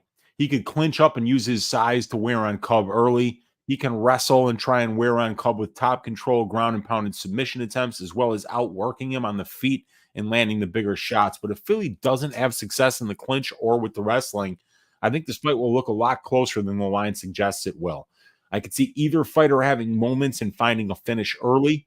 The last 6 finishes in Cub Swanson fights happened in the first or second round, and the last 4 fights of Fili's that finished all happened in the first round. So while I do like violence in this fight, I'd rather play an under 1.5 than I would a fight doesn't go to decision, to get the majority of both fighters' finish condition and wins or losses for the much cheaper price. I do have to lean to the Fili side because of the measurables advantages, the multiple paths to victory, and his reliable and dangerous striking. But if Fili goes in there looking to swing dicks with Swanson, I think it's anyone's fight. I'll probably play the under 1.5 here if I can get a decent number, but I'm non-committal on who wins this fight. But I am going to pick the upset here, and I am going to go with Cub Swanson to win this fight by first-round knockout. I was really surprised by what I saw in those distance striking metrics, and when I watched the tape, Cub Swanson is still doing excellent work at distance striking range, and I think that he can hang with Fili there. The question is Fili going to mix in that grappling? Because if he does, I think he's got a lot more paths to victory potentially than Cub Swanson does. All right, let's see what you guys are saying in the chat here. Let's see. Teron Brown likes Cub here. Crazy Cub Swanson has never had a title shot in the UFC. Yeah. Paul saying one more win for all the old guys this week. Arlovski, Waterson, Cub, let's go. Teron saying a lot of don't know Cub fought Dustin Poirier back in the day. I think it was 2012. Wow. Yeah. Cub is definitely going to go out on his shield if this is a retirement fight. Agreed. Cub fought Max Holloway too back in 2015. And ring a ding ding, you guys. And because he's from Reno, our guy broke DGen, people know, but of course I met Payton Talbott. There we go, dude. Appreciate you, man. Yeah, see, because I know that he was fighting over in Sacramento in A1 Combat in Uriah Faber's promotion. He had some tough fights there. We got the general in the room here taking notes. What's up, General? We got Brandon Olson in the room saying, "Oi, Unc, been lurking for a bit. This one feels like too fast of a turnaround for Fili, so potentially a good retirement fight." Yeah, man, I think Swanson might get the job done here, man. I'm looking for the under 1.5 rounds for this fight, and I'm also potentially looking at sprinkling KO 1-2 for Swanson. I remember watching Aldo versus Swanson live back in the WEC days. That fight took about 5 seconds. Brutal knockout. Everyone always talks about Masvidal's flying knee. I think they all forgot about Jose Aldo's. Yeah, that's for sure. General is saying, press the like button. And Moy is saying, what's up to the General? All right, you guys, let's move on to the next fight. It's going to be Joe Bodybags Pyfer at minus 270 going up against Marc-André Barriault, the power bar. Barriault is a plus 235 underdog here. We've got the fight doesn't go to decision for this fight is at minus 155. Get a sip of water here, and then we'll talk about the trends of this fight. So Joe Bodybags Pyfer, 27 years old, 12-3 as a professional, 3-1 in the UFC. Joe is an explosive finisher with massive power in his hands, with solid wrestling and Brazilian Jiu-Jitsu. Joe's coming off a loss in his first UFC main event slot against Jack Hermanson back in February. Joe was a sizable minus 270 favorite in that fight, so it's natural to expect a lot of bettors are pissed off at him for not getting the job done as that big of a favorite. Prior to that, Pyfer was on a run. He had been on a 5-fight winning streak. They were all first or second round finishes. He won by second round sub versus Abdul Razak Al Hassan. He was a minus 400 favorite in that fight. He knocked out GM3 in the first round. He was a minus 200 favorite in that fight. He shaved the ass of Alan Amadovsky by first round knockout in his UFC debut as a minus 550 favorite. And he punched his ticket to the UFC by knocking out Ozzy Diaz on Dana White's Contender Series, and he was a pick'em in that fight. It's been a tough road for Pyfer to get this far. He suffered a horrific injury against Dustin Stoltzfus on his first Dana White's Contender Series appearance. He had to take 16 months off between fights to rehab that elbow injury, get it healthy. Joe's coming off a loss, but he's still only 27 years old and can start another run this week. And he's going to be fighting Marc-André Barriault, 34-year-old veteran, 16-7 as a pro. He's 5-6 in the UFC. Mark's won 3 of his last 5 fights, and he's been in solid form lately. He's coming off a split decision loss to Chris Curtis back in January. He was a plus 155 underdog, but before that, he was on a 2-fight winning streak. He won a unanimous decision versus Eric Anders. He was a minus 145 favorite versus Anders. And then he finished Julian Marquez via uppercuts in the clinch in the second round as a minus 150 favorite. Mark's a fun fighter to watch. He has excellent conditioning, durability, and output. He's really good in the clinch, and he pours on the volume and pressure as the fight goes on. Mark is going to push a pace that Joe could have a difficult time dealing with if he can't get Mark's respect early in this fight. Bodybags Pyfer, big favorite here at the moment versus Barriault, plus 260 underdog. Now, Pyfer, 6.5 years younger. That's statistically significant. He's 1 inch taller, and he's going to have a 1 inch reach advantage, so he's going to be the bigger guy as well. He's got the raw power advantage.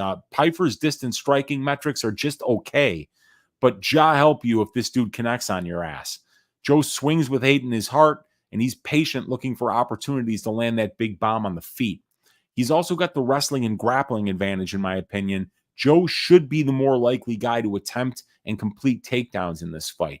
He's the higher-level Brazilian Jiu-Jitsu player, being a Renzo Gracie Fili guy who has competed in numerous grappling competitions, and he has 3 career wins by submission as a pro, while Marc-André Barriault only has 1.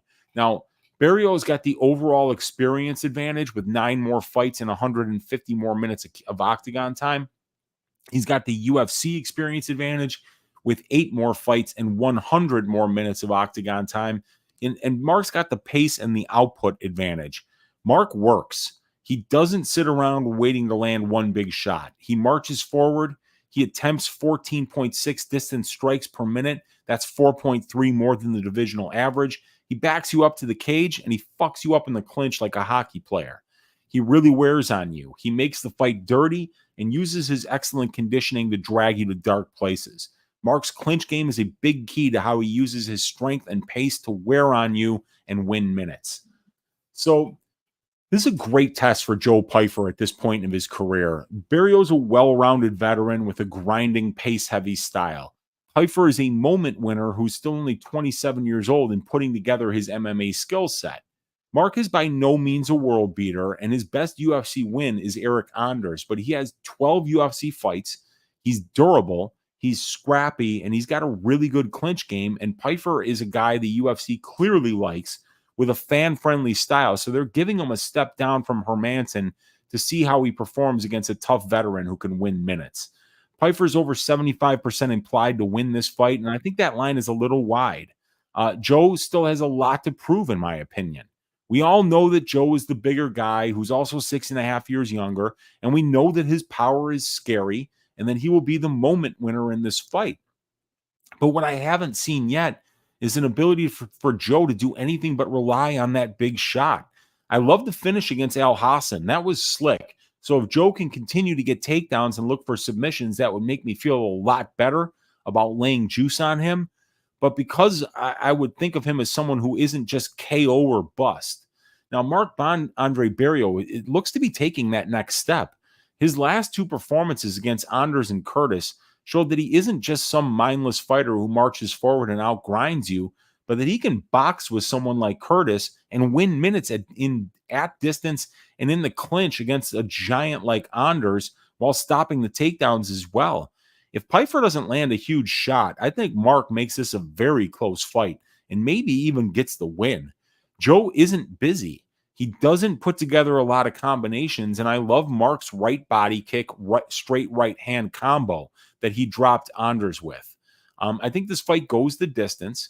Barriault has always been durable, and I think he can stay safe on the outside by managing distance and being all the way in or all the way out. I like Barriault's clinch game, output, experience, and strength to schedule advantages in this fight, and I think he can keep it close. I'm going to go out on a limb here and pick Barriault. I like his all-around game and the recent improvements in his game since the camp switch, and his last two performances are evidence that he's still improving and rounding out his game. So I'm going to go out on a limb here. I'm going to say that Mark avoids the big shot from Pyfer and grinds out a really greasy decision. All right. Let's see what you guys are saying in the chat here. Yeah, Dustin did come from the WEC. Yeah. MAB round 3 is not a bad bet in any fight. I think he's always a good chance to put up a really big round 3 like he did in the Azatar fight. Pyfer didn't react well to adversity in the Hermanson fight. No, he did not. But that was a 5-round fight. We got to keep that in mind, right? Because he won the first 2 rounds of that fight. So maybe he slowed down, but it was his first ever 5-round fight. So, maybe he was pacing himself. And, when he can't go all out, when he has to kind of, go turn to the strategery, if you will, game plan, something besides landing that big shot, I think that's where it gets greasy for him. Didn't the UFC have a merger with the WEC back in the day? That's how we got Donald Cerrone and Dustin P. Yeah, I think that's what happened because the UFC only had 155 pounds as its lowest division. So when they brought in the WEC, it gave us a bunch of 145 and 135 pound talent. Payton Talbott versus Sean O'Malley. Now, please, I can't wait for when that absolutely does happen. We got Teron Brown saying, I got Joe Pyfer, violent KO first round. There you go. Moy's audio saying MAB pushes the pace. Round 3 will be very risky for Pyfer. Briva saying, I feel like Pyfer is going to be a guy that is hard to beat in a 3-rounder. Yeah, that's true. That's very true. I'm not sure if Barriault don't win that. I'm not too sure if Barriault don't win that. Yeah. We got DGen saying, what camp is Barriault at now? He is at Kill Cliff FC in Southern Florida. LJ saying, did you forget to make it private again, Weezy? No, this week's version of Balls Deep Breakdowns, which going forward is going to be private for the Patreon members, was sponsored by the Dogfather with last week's $100 donation and this week's $100 donation to Stat Diggers. Due to that generosity from our guy, the Dogfather, I've made this public and probability public for the UFC 303 pay-per-view. Bet the check, says Tom Kane. Parlay Buday by KO and Yuri KO. Yuri? Who the hell is Yuri? No Yuri on this card. And why are you betting Buday by KO? Is he fighting a grape? Because I don't even think he could fucking squash a grape. Who's Buday going to KO? Buddy KO? Jiri KO. Okay, Jiri, that makes sense. Buday KO, no. don't bet by Buday KO.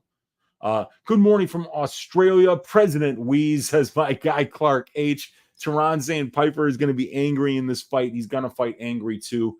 Thanks for giving us all this free content. It's very generous of you and Brady. You got it, Clark. Appreciate you. And if you want to be generous in return, join the Patreon. You're going to get access to this phenomenal content, 4 hours every week of subscriber-only content if you join the Patreon. Jerry, he means, yeah, got it. Big ups to the dog father, says my guy Pickle Kush. All right, you guys, we got to move on to the next fight. It's going to be Garry at -155 going up against Michael MVP Page, +135. The fight doesn't go to decision for this fight, is +140. So I'm pretty agnostic on who's going to win this fight, you guys. I kind of feel like I have to see it in the cage before I'm gonna know what the hell is going to go on here. But let's talk trends. Let's talk advantages, right? And let me get a drink of water. Busting my ass here.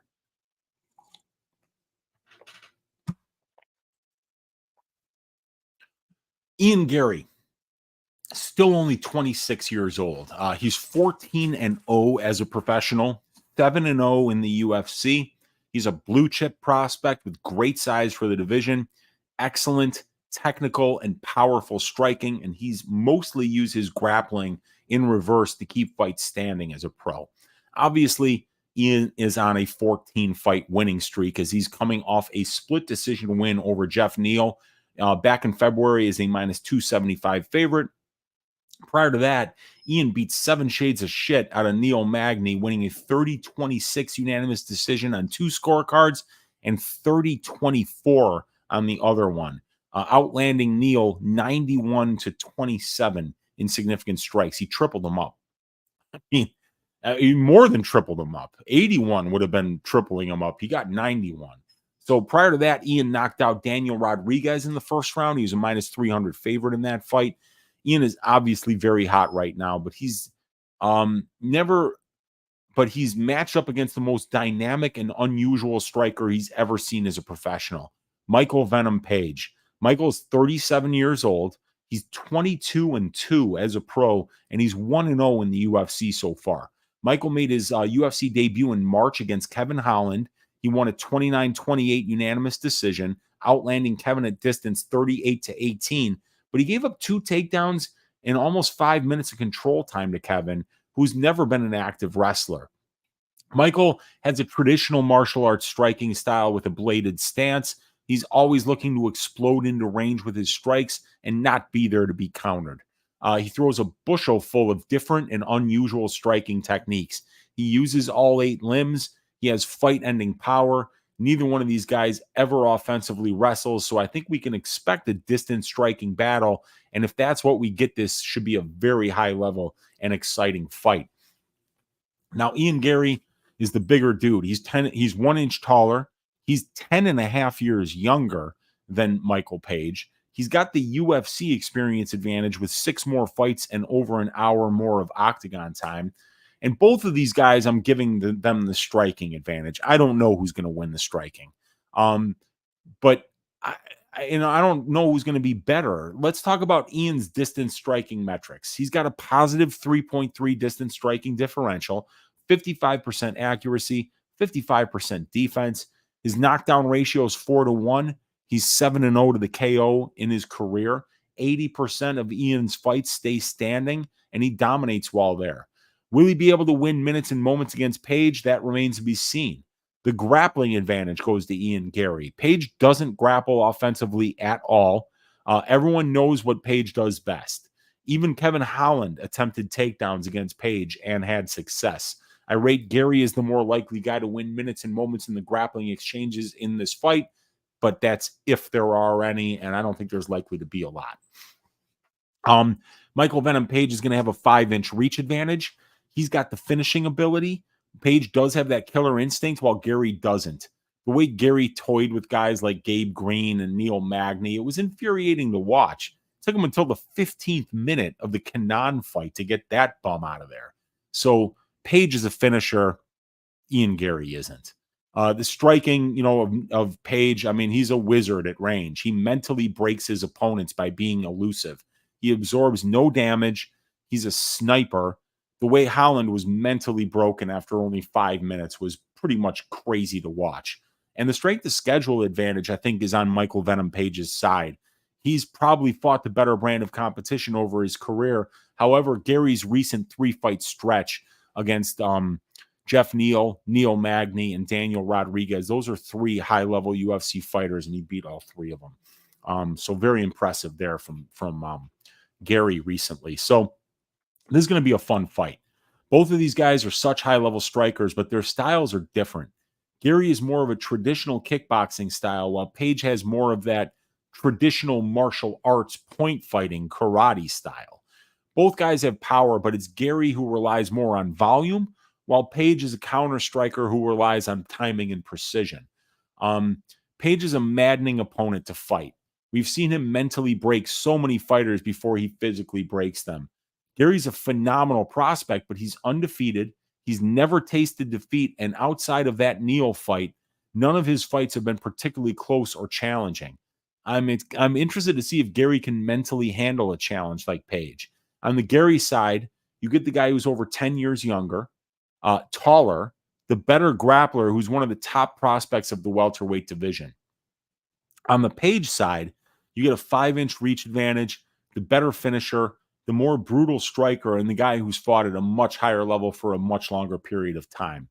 Page is the kind of guy who can take your O.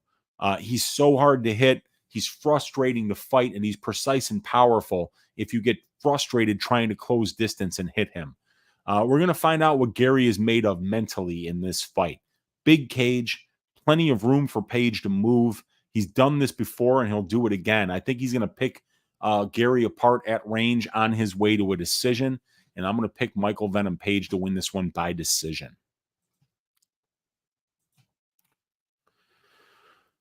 Michael Venom Page by decision. There we go. God, we still got 4 fucking fights to break down. My God, this card won't end. What is up with you guys in the chat? What do you think about this fight?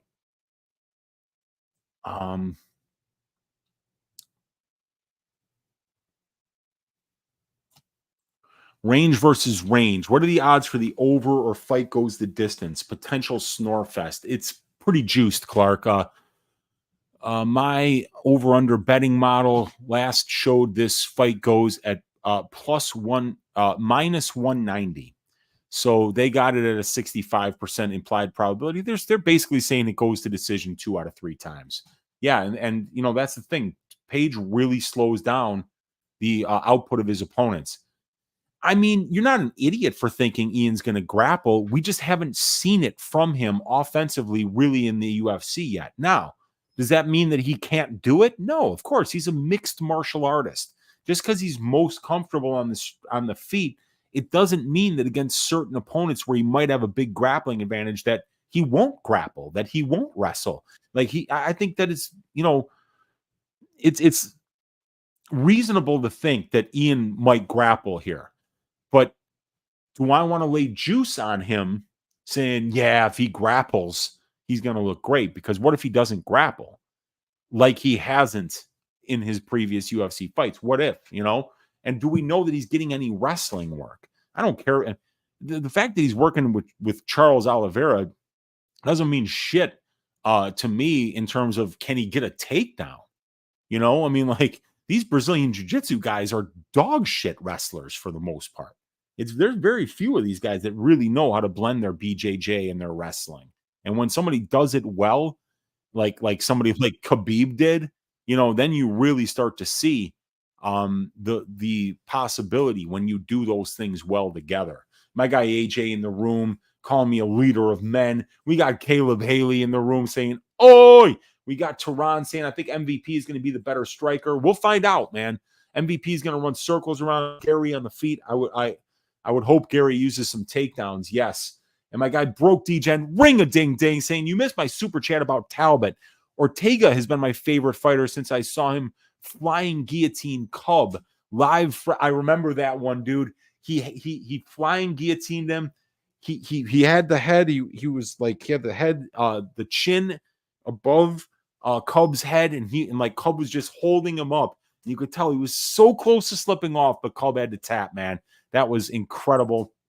That was a great submission by T City, Triangle City, Ortega. That triangle, that Gilly, man, he is really something. And I did see it about Talbott. You said that Talbott was fighting in Sacramento, and you're from Reno, so you got to see him on Uriah Faber's A1 Combat on his way up, which must have been really cool. Yes, definitely similar to Wonder Boy for sure. Both similar stand-up fighters. LJ saying, I'm just laughing at myself, imagining how visibly frustrated Chris Curtis would be. Oh my God, dude! Everybody, dude, look at when you watch Kevin Holland in the third round of that fight. Kevin looks so mentally beaten. It's really something to. I mean, it's really something to look at. Tehran saying that Asian guy almost knocked out Garry. I remember that. He fucking hurt him bad. Song Kanan's got power though. Song Kanan hits hard like Ali Taleb. Broke DJ saying, I guarantee you that Michael Venom Page will knock out Ian Garry. Guys, if you like the knockout, my betting model likes fight doesn't start round 2 at plus 425. It says it's the most plus EV bet of all the under bets. Page, 13 of his 20 fights outside the UFC finished in round number 1, while only 16 of 20 finished inside the distance. So 13 of 16 finishes for Page outside the UFC come in round 1. And for Garry, it's 2 of 3 of his finishes come in round 1. So the data likes fight doesn't start round 2 at plus 425. I've got that on the probability show notes right here. You see that right there. Okay, Tarzan saying this is a toss-up. Yeah, I agree. Broke DJ saying my Bitcoin and Ether address are built into my account profile. Oh, there you go. Okay.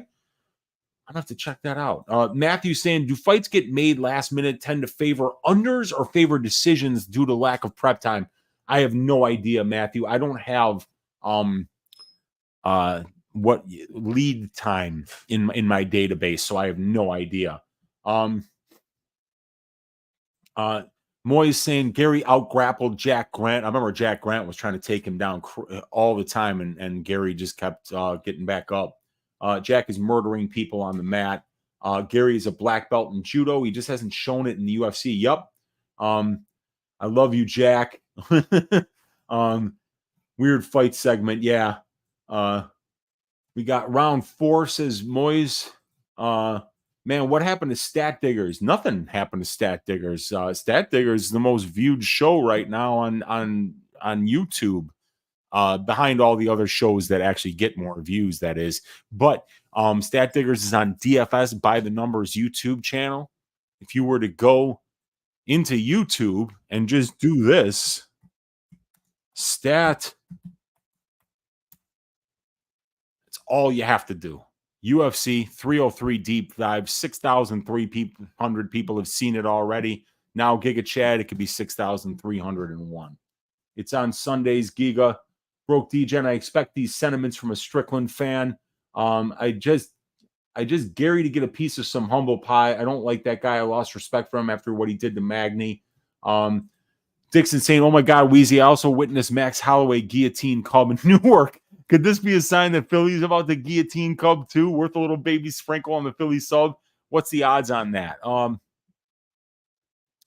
My betting model had, let's see, Fili. You want Fili. Fili sub was plus 800, and my model doesn't mind it. It likes Fili decision best at plus 200. But yeah. Sub is plus 800. Maybe that might be 2 of 6 losses in the UFC by sub for Cub Swanson, but 0 of 11 wins. That's the problem, is that Cub is never won, or Philly is never won by submission in the UFC. Tehran saying, I don't like Garry as a person, good fighter, rotten human being. Dixon, Max, sub Philly, and Cub Bud. What sentiments me saying that Venom will knock out a donkey who has no experience against good fighters? Yeah. Well, I mean, like, well, Rodriguez is good. Fucking Jeff Neal is really good. Short notice favors unders, says Muhammad. Mr. Mystery Man, KTK. I have a strange feeling MVP's age is going to show in this fight, and people will be saying he overperformed versus Holland. Interesting. Strength of schedule underrated with this Page bout. Yeah, Page has faced some studs. What studs has Page beat, though, says Matt R. He's fought almost all cans. Bellator is extremely top-heavy, and that's true. Like, the wins aren't great on his record, but he's fought good guys. Yeah, Magny is good. That's true. All right, let's move on to the next fight. Mayra Bueno Silva. God, I got to get going. This is a pick 'em right now. -1 for Mayra, -115. Chiasson -105. Get these up here. A fight doesn't go to decision, +115 for this fight. So, I like Mayra here. I think her submission game is phenomenal. Macy's got pretty good striking. She's fairly high volume. She throws about 4 more significant strike attempts per minute than her opponents do, while Mayra throws about 7 significant strike attempts less than what her opponents do. But Mayra is more accurate and more defensively responsible at range. But with Mayra Bueno Silva, it's the submission game, obviously. Both of these ladies spend less than 50% of their time at distance striking range. And whenever you're on the ground with Mayra, you're in danger. You're probably in less danger when she's on top of you than when you're on top of her. But Mayra is dangerous everywhere. And if you clinch up with her, she can catch the ninja choke in the clinch. And if you go to the ground with her, especially on top of her, she can absolutely arm bar you, triangle you, knee bar you, heel hook you, anything. She can get to your back and rear naked choke you too. So we got a little bit of an experience advantage overall here from Mayra Bueno. These ladies are almost exactly the same age, but it's obviously going to be Macy with all the size advantages here, being 5 inches taller, having a 6-inch reach advantage. I think she's going to have the power advantage on the feet. I think she's probably the more likely girl to get takedowns here. So I see why a lot of money is coming in on Chiasson, but I had to bet Mayra Bueno Silva's submission prop for a half unit at +410. So, I'm picking Mayra Bueno Silva to win this and win it by submission. I'm going to go round 2 here. And there we go. Heard that from Dan Levy that he heard that Mayra was sick before the Pennington fight. And if that's the case, that would explain what was just a dog shit performance from her after round 1. Now, she dominated round 1, but after that, she was completely done. And it looked like she didn't prepare for the fight. So, and it's not like Rocky's some murderous power puncher, but she, turned Bueno Silva into a heavy bag the last 4 rounds of that fight. So, I like a Mayra Bueno Silva finish only prop, but I don't think that that's going to be priced well. Mayra by sub is what I'm looking for here, and I'm calling it in round 2. All right, let's see what you guys are saying in the chat here. We got my guy Let's Roll in the room saying, "What's up, Uncle Weezy? Time to shine again for the ass shaving of the week." Matt saying, "Neo, Magny, and D-Rod are all better than most, if not all of the guys that Page has beaten." Yes. I've got 5 units guaranteed from betting both sides in the Mayra fight with a chunk of my bankroll. That's all going on Smith. There you go. Who has Garry beaten? He's fought in cans as well. Well, Gary's beaten 3 good fighters in a row. Stat Diggers is never on whenever I go there, LOL. You got to stop going to Pub Sports Radio. We're not on Pub Sports Radio anymore, dude. It's on Brady's channel. Just go to YouTube and type in Stat Diggers. That's how you find the show. Zach Johnson saying, "What up, Weezy?" We got Matt saying he beat Lima, Daly, and Holland. They top anyone Garry has beaten. I can't find it whenever I go there. I don't know what's happening. MMA decisions, almost every single guy reporting had Page winning that fight, not Storley. Yeah, he got wrestle fucked in that fight. Ikram went life and death with Noshan Burrell. MVP didn't. Everyone saw that Venom Page beat garbage wrestle fuck Storley. Yeah. Bueno Silva going to shave her ass. I think it's possible that she does, D-Jan. Zach saying, "Oi!" We got, why on earth is Mayra sub as high as +400? I don't know, but my betting model is basically screaming in my face. Bet it now. +410, right? 4 of 5 wins in the UFC, and it's actually 5 of 6 because she subbed Holly Holm. and 1 of 3 losses for Chiasson by submission. So it's 6 of 9, or 2/3 of MBS's win condition based on prior wins and losses of the 2 fighters involved is by submission. When you adjust that by her 54% win probability, you're getting a price that should be priced around plus 200 at 34.09%, or plus 195, let's say. We're getting plus 410. So my betting model loves Mayra Bueno Silva inside the distance at plus 300 and Mayra Bueno Silva's submission at plus 410. And I took the shot on that submission. The canned stuff is UFC propaganda. Broke D-Gen saying, easy win when you look back at it. You don't give fights to wrestle fuckers anymore. Yeah, that's true. Weezy, there's only one thing I know for certain about this fight, and that it's placement on the card. It's Screaming Pride Month. 4 units, says Muhammad, that he got, not 5. PSR sucks, says Zach Johnson. Broke D-Gen saying, bookmaker is really good with that. You can leave open bets and get a couple of fights for a week until you win a big 12-team parlay with 2 blocks per week. Oh, shit, it's on DFS. That's why. Exactly right. Stat Digger's moving from Scrub Sports Radio to HBO. Yeah, man, it made all the difference. I mean, we were getting double the views on Brady's channel that we were on Pub Sports, because Pub Sports has so much content daily that 2 days after, Stat Diggers was over, it wouldn't get viewed anymore because there'd be 20 videos ahead of it. Thanks for telling me. Yeah, you got to kick it, Chad. Robert said, Jerry just said he will not change a thing. Same fighting approach for rematch. That is not good. He's going to get left hooked into oblivion. Oi, good afternoon, Weezy. Pereira in the under. I'm with you there, man. Broke saying, by the way, dude, I don't have the Strickland face just because of the submission. The fact that I'm a fan. I have this face everywhere, and I make sure include the part that says American Psycho. Yes. Yeah, that's right. That upkick TKO Aldana had against Chiasson was pathetic. Bueno Silva should attack the body. Yeah, I mean, she might. And that's why I think that the inside the distance at plus 300 is just as good of a look as the sub at plus 410. All right, you guys, let's move on to the next fight, which is going to be Anthony Smith going up against Roman Dolidze. Smitty's a plus 120 underdog to Dolidze, the minus 140 favorite. Fight doesn't go to decision here, is at minus 140. So Anthony Lionheart Smith is a legend of the sport. He's 36 years old. He's 38-19 as a pro, and he's 13-9 in the UFC. He's 2-3 in his last 5 fights, and he's coming off an upset win over Vitor Petrino as a plus 400 underdog by first-round guillotine choke. Before that, he was knocked out in the 3rd round by Khalil Roundtree as a plus 165 underdog. And prior to that, he won a very close split decision over Ryan Spann as a plus 110 underdog. Smith has been around forever. He's won 38 fights but lost 19, and he's been finished in 15 of those 19 losses. There's a ton of miles on the engine. You have to wonder how much is left in the tank at 36 years of age, which is not old for this division, but he's got a lot of miles. That's the problem.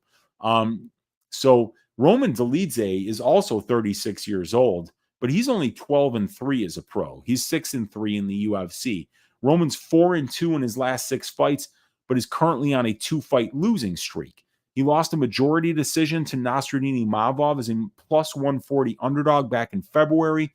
And before that, he lost a unanimous decision to Marvin Vettori as a plus 205 underdog. Prior to that, he put together a 4-fight winning streak against Laureano Staropoli, Kyle Dawkins, Phil Hawes, and Jack Hermanson, with the last 3 names on that list being finishes. This fight started out as being Khalil Roundtree versus Jamal Hill, and somehow we ended up on Roman Dolidze versus Anthony Smith. It's short notice for both guys. This fight was only made about 10 days before the fight will take place, so that brings variance into the equation. Dolidze is a minus 145 favorite over Smitty, who's the 125 underdog. Smith is bigger. He's 2 inches taller. He's going to have the overall experience advantage with 42 more fights and 285 more minutes of cage time in 9 more years as a professional. He's got the UFC experience advantage with 13 more fights and 130 more minutes of octagon time. And he's got the distance striking metrics, as Smith has the better distance striking differential. It's negative 0.2, but it's better than Dolidze at negative 1. and he's got the better accuracy at 48% compared to 37% for Dolidze. It should be close at distance, but Smith's metrics over a larger sample size are a little bit better than Roman's, and the strength of schedule metrics, that's in favor of Anthony Smith as well, as he's fought, beaten, and lost to the more experienced brand of UFC competition with the better win-loss records. Now, Roman Dolidze has more power. He does have the better power numbers in the UFC. 4 of his 6 UFC wins come by way of knockout. He's landing a knockdown on 1.5% of the significant strikes that he lands, and he has a 4-to-1 knockdown ratio. While this fight is at range, I definitely think Roman will be the guy landing the bigger shots. He's got the durability advantage. Smith is a very tough dude, but he's lost 19 professional fights and been finished in 15 of them. Dolidze has never been finished as a pro. Definitely have to rate Roman as the more durable guy, and the grappling advantage goes to Roman Dolidze as well. Both of these guys are high-level grapplers, but I think Roman is the more likely guy to get a submission. Smitty's been submitted 4 times as a pro. One of them was in his UFC debut, and it was against Antonio Bragonetta. It was by knee bar, and Roman loves him some leg locks. So once again, you guys, this is a short notice fight for both guys. So there's going to be some variance here. This fight started out as Roundtree versus Hill. It wound up as Smitty versus Dolidze. So obviously there's been several opponent shifts. I think these guys are well matched in the striking and the grappling. Smith is the bigger, more experienced guy who's fought the better brand of competition, while Dolidze should be the better moment winner, have more power on the feet, as well as be the more durable fighter, as well as having a more opportunistic submission game. I like Dolidze here. I think he's the better than the guys Smith has been beating recently, but he's probably not as good as the guys Smitty loses to. But like I said, I think these guys are close in the striking and grappling exchanges. However, Smith has piss poor takedown defense. He's less durable, and Roman hits harder. So I just see more paths for Roman here. I like finish-only props on the Roman Dolidze side. Roman's inside the distance prop at plus 200, and the Dolidze money line. And I'm picking Roman Dolidze to win this fight by first-round submission. There's Tapology. So we're going with the Caucasian by submission in round number 1 over Anthony Lionheart Smitty.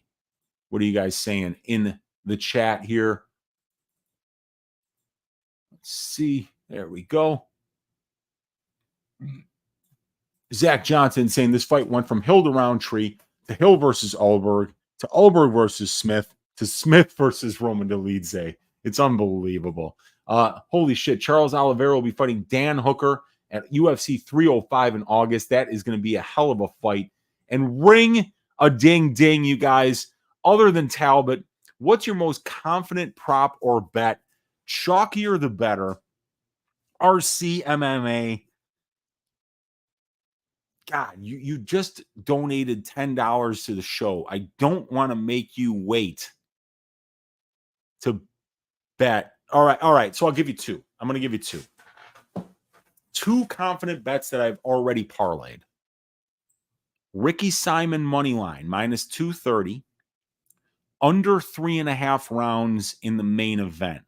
Those 2 props come out to minus 106 on Bet Rivers Sportsbook. I bet it for 2 units. Those are my 2 most confident chalked up props this week. Step down for Oliveira. Oh, and ring a ding ding. Thank you so much for the donation, RCMMA. Truly appreciate you. We got step down for Oliveira, says B Negs. Yeah, for sure. That is a step down to Hooker. Clark H. What is decision no bet for Lionheart? What does the data system say about that as a bet? It says it's a terrible bet because Lionheart's been finished in 15 of 19 losses, and Roman Dolidze has never been finished. So, I mean, literally, like if I were to build a model that says what the finish-only prop should be, it would probably be around minus 300 for Dolidze rather than the minus 155 that we're getting on Bet Rivers right now. Roman won't be finished is what I'm saying too, man. I don't think Roman gets finished by almost anybody in the division. The guy is ridiculously durable, and he's a phenomenal grappler. So the chances of him getting submitted are very low. Roman is a middleweight, way too small, but he's also he's fought at 205. And don't forget, Smitty's a middleweight too. He moved up to 205. So while Smitty is going to be 2 inches taller than Roman, he's not that much bigger than Roman. Both of these guys have bounced back and forth between 205 and 185. Smith or Homeless says Muhammad. RC says he can wait, but why make you wait? If you're donating to the show, you don't have to wait. Ricky Simon moneyline under 3.5 in the main event. All right, you guys, 235 of you hanging out live with me right now. Hit that thumbs up. Hit that subscribe button if you haven't already. Leave me a comment down below, and please consider joining the Patreon and supporting the work so you get access to all these phenomenal stats. You get access to the Discord. You get access to all my tracked bets, all the fight write-ups, all the betting models. Do it now. I'll wait.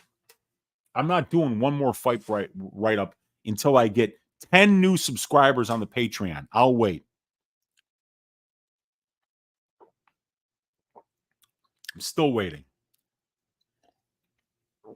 All right, you know what? I don't have time to wait. So let's just get through the rest of these fight write-ups. What do you say? And we're going to take you to the next fight, which is going to be the co-main event. Brian T. City Ortega, plus 121, going up against the aura of Diego Lopez, minus 141. Fight doesn't go to decision for this one at minus 180. All right. Let me get these stats on the screen. And let's talk about the trends here. This fight, along with the main event, were made after Conor failed once again to show up for a fight to help save this card. And I, for one, would much rather watch Ortega versus Lopez and Pereira versus Prochaska than some coked up Irishman with a big mouth gets slept by Michael Chandler. But that's just me. Feel free to disagree if you want. My opinion isn't the only one. But Brian Ortega, 33 years old. He's 17-3 as a pro, 9-3 in the UFC. But he's lost 3 of his last 5 fights. But prior to that stretch, Ortega was undefeated and on a 14-fight winning streak. He's coming off a main event win over Yair Rodriguez by 3rd-round submission back in February as a plus 125 underdog. And prior to that, Ortega took a 1.5 years off to recover and rehab from the shoulder injury he sustained in the first fight with Yair Rodriguez. Before the first fight with Yair, Ortega lost a unanimous decision in a title fight against Alexander Volkanovski as a plus 155 underdog. Ortega got the title shot against Volk off the strength of a unanimous decision win over the Korean Zombie. That was in October of 2020, where Brian was on a 2-year layoff after he got 7 shades of shit beaten out of him by Max Holloway back in December of 2018. So Brian won the Zombie fight. He cashed as a plus 175 underdog there. And now Ortega is going to be fighting Diego Lopez and his aura on Saturday. Lopez is 29 years old. He's 23-6 as a pro and 3-1 in the UFC so far. Diego is currently on a 3-fight winning streak, and he finished all of those wins in the first round. So needless to say, the market is extremely high on Diego Lopez at the moment. Diego's coming off a first-round knockout win in 89 seconds over Sadiq Youssef. That was back in April, and he was a minus 150 favorite in that fight. People were expecting Lopez to sub Youssef, not flatline him with an uppercut and finish with ground and pound, but that's exactly what happened. And before that, Diego knocked out Pat Sabatini with strikes in 90 seconds as a plus 100 underdog. And before that, Diego only needed 98 seconds to dispose of Gavin Tucker, subbing him with the triangle armbar as a minus 170 favorite. So Diego's a high-level BJJ black belt. He's one of the most opportunistic and dangerous submission grapplers in the division right now. As a result of that submission game, Diego is afforded the opportunity to be extremely aggressive at distance striking range because he doesn't care if he gets taken down. That aggressiveness at distance is paying off, as we saw in the Sabatini and Youssef ass shavings that Diego dealt out. Diego's only UFC loss came in his debut, which was on short notice against the undefeated crotch sniffer Movsar Evloev. And even though Lopez lost a 29-28 unanimous decision in that fight, he had 4 submission attempts that were extremely close, and he overperformed his expectations in that fight as he was priced as a plus 600 underdog.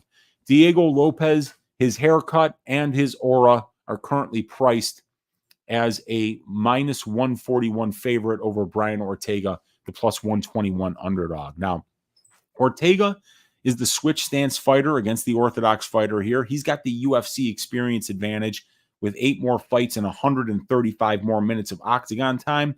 He's got the minute winning in the grappling exchange advantage as he's 5-1 in his career to the decision, while Lopez is 2 wins and 4 losses to the decision.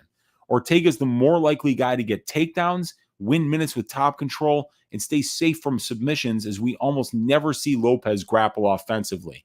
The strength of schedule metric is on Ortega's side, as well as it rates Lopez's strength of schedule better, but over the larger sample size Ortega has, he's obviously fought the better brand of competition. Now, Lopez has got the measurables here. He's 4 years younger. He's 3 inches taller, and he's going to have a 3-inch reach advantage. So the dude is a huge featherweight.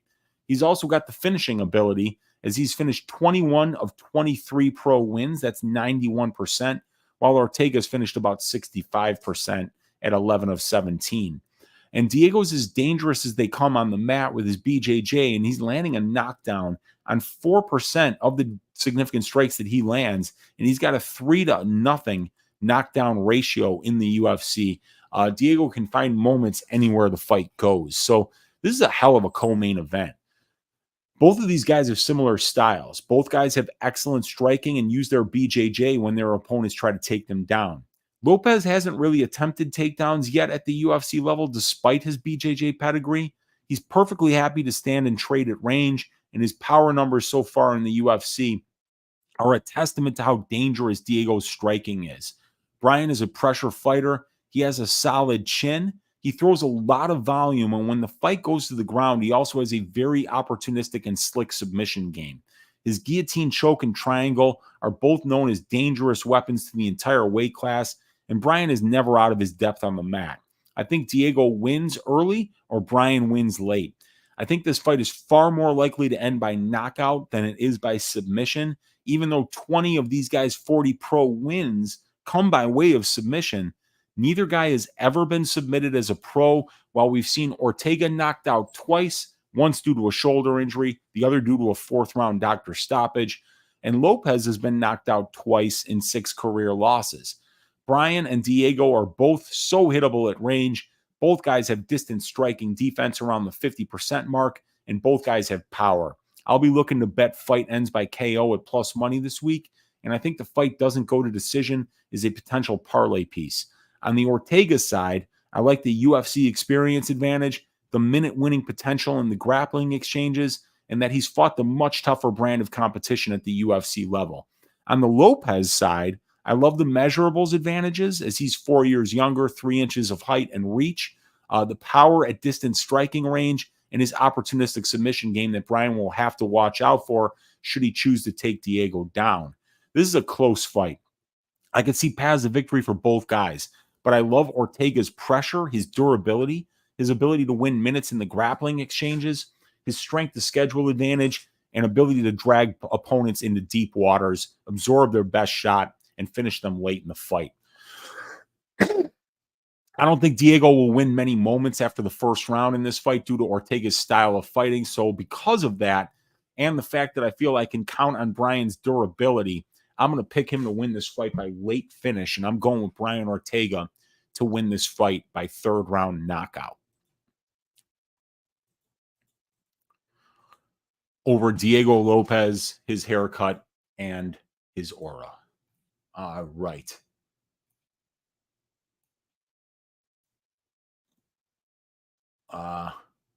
LJ saying, I usually hate betting unders because the minus 400 unders almost seem to go over whenever I rarely bet them. But main event under 3.5, I can get behind. I love it because both guys have murderous power punching abilities, and both guys' defense is dog shit. So I could see either one of them getting submitted on the ground potentially, but their striking defense is so bad. They both have bricks for hands. So, whether it's, calf kicks shutting down Giri, whether it's the big left hook that shuts down Giri, or whether Giri lands something on Pereira, I love that under 3.5. I'm parlaying it up. Olajuwon saying, let's go. LJ says he's way more of an over better. I like betting overs. I just hate watching fights that I bet overs on. Kristen is in the room saying, oi, thanks Weezy and Dogfather for your generosity. Thank the Dogfather. I would have been here doing this work either way. But because of the Dogfather and his $200 in donations, I am doing it for free here on YouTube instead of just doing it for my Patreon members. DGen saying, Weezy, do you ever bet submissions of specific props? Simon versus arm triangle, plus 1,600. Pyfer arm triangle, plus 1,600. Bueno Silva knee bar, plus 5,000. I agree that they're all good value, but I don't have BetMGM, and that's the only book that I know that has submission specific props. So, but I like those plays. I like all of them. Tehran saying, I guess they probably offered Charles a big bag to fight Hooker because I just don't see Oliveira just accepting a fight with Hooker just to be taking it. Agreed. I got Lopez at plus money and a plus 1,000 multi that just needs a Lopez win and a Vicente Luque to beat Diaz. That'll be interesting, man. We got Tehran Brown saying should have been Ortega versus Sterling and Lopez versus Yair Rodriguez. That would have been very interesting, man. That would have been a cool fight. Two cool fights. Ortega said he's moving up to lightweight. Yeah, he was supposed to be moving up, but he took this fight, and then he's going to be moving up. He's a huge featherweight, but it's actually Lopez who's going to be the much bigger guy in this fight. And we got the Arig in the room saying, I got you, Weezy, joining now. Ring-a-ding-ding, you guys. We got a new member on the Patreon. Truly appreciate you, the Arig. Let me know if you have any questions when you join. And let me know if you need help deciphering any of the stats products. I've created some instructional videos for them. Muhammad saying he thinks it's dog or pass here. I agree with you. Better than $25 on Buday, says Gus B. Appreciate you, Gus. I like Lopez to win, but kind of thinking by decision, to be honest. Yeah, that could be interesting, man. I mean, these guys are hard to finish. Thoughts on Lopez KO plus 300? I don't mind it.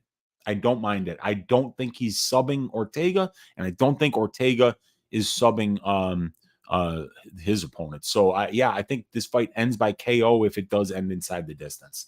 Sounds like at Media Day, Diego wants to test Brian's BJJ. Why wouldn't he, dude? I think it'd be really interesting if those dudes grappled, man. Weezy, do I believe in the embedded haircut curse? Both Diego Lopez and Poatan got a haircut this week on Embedded. I have no idea, dude. The great clips fade, says Gus B. This might be Ortega's last featherweight fight. Yes.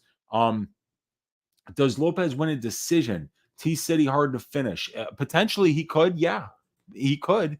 Forrest Griffin got a Brazilian women pregno, and it came out Diego Lopez. It's so obvious. Hard call, says Zach. I don't know, man. I don't know if Lopez wins a decision here. I'm picking Ortega late finish. He's just a nightmare in terms of the pace that he puts on.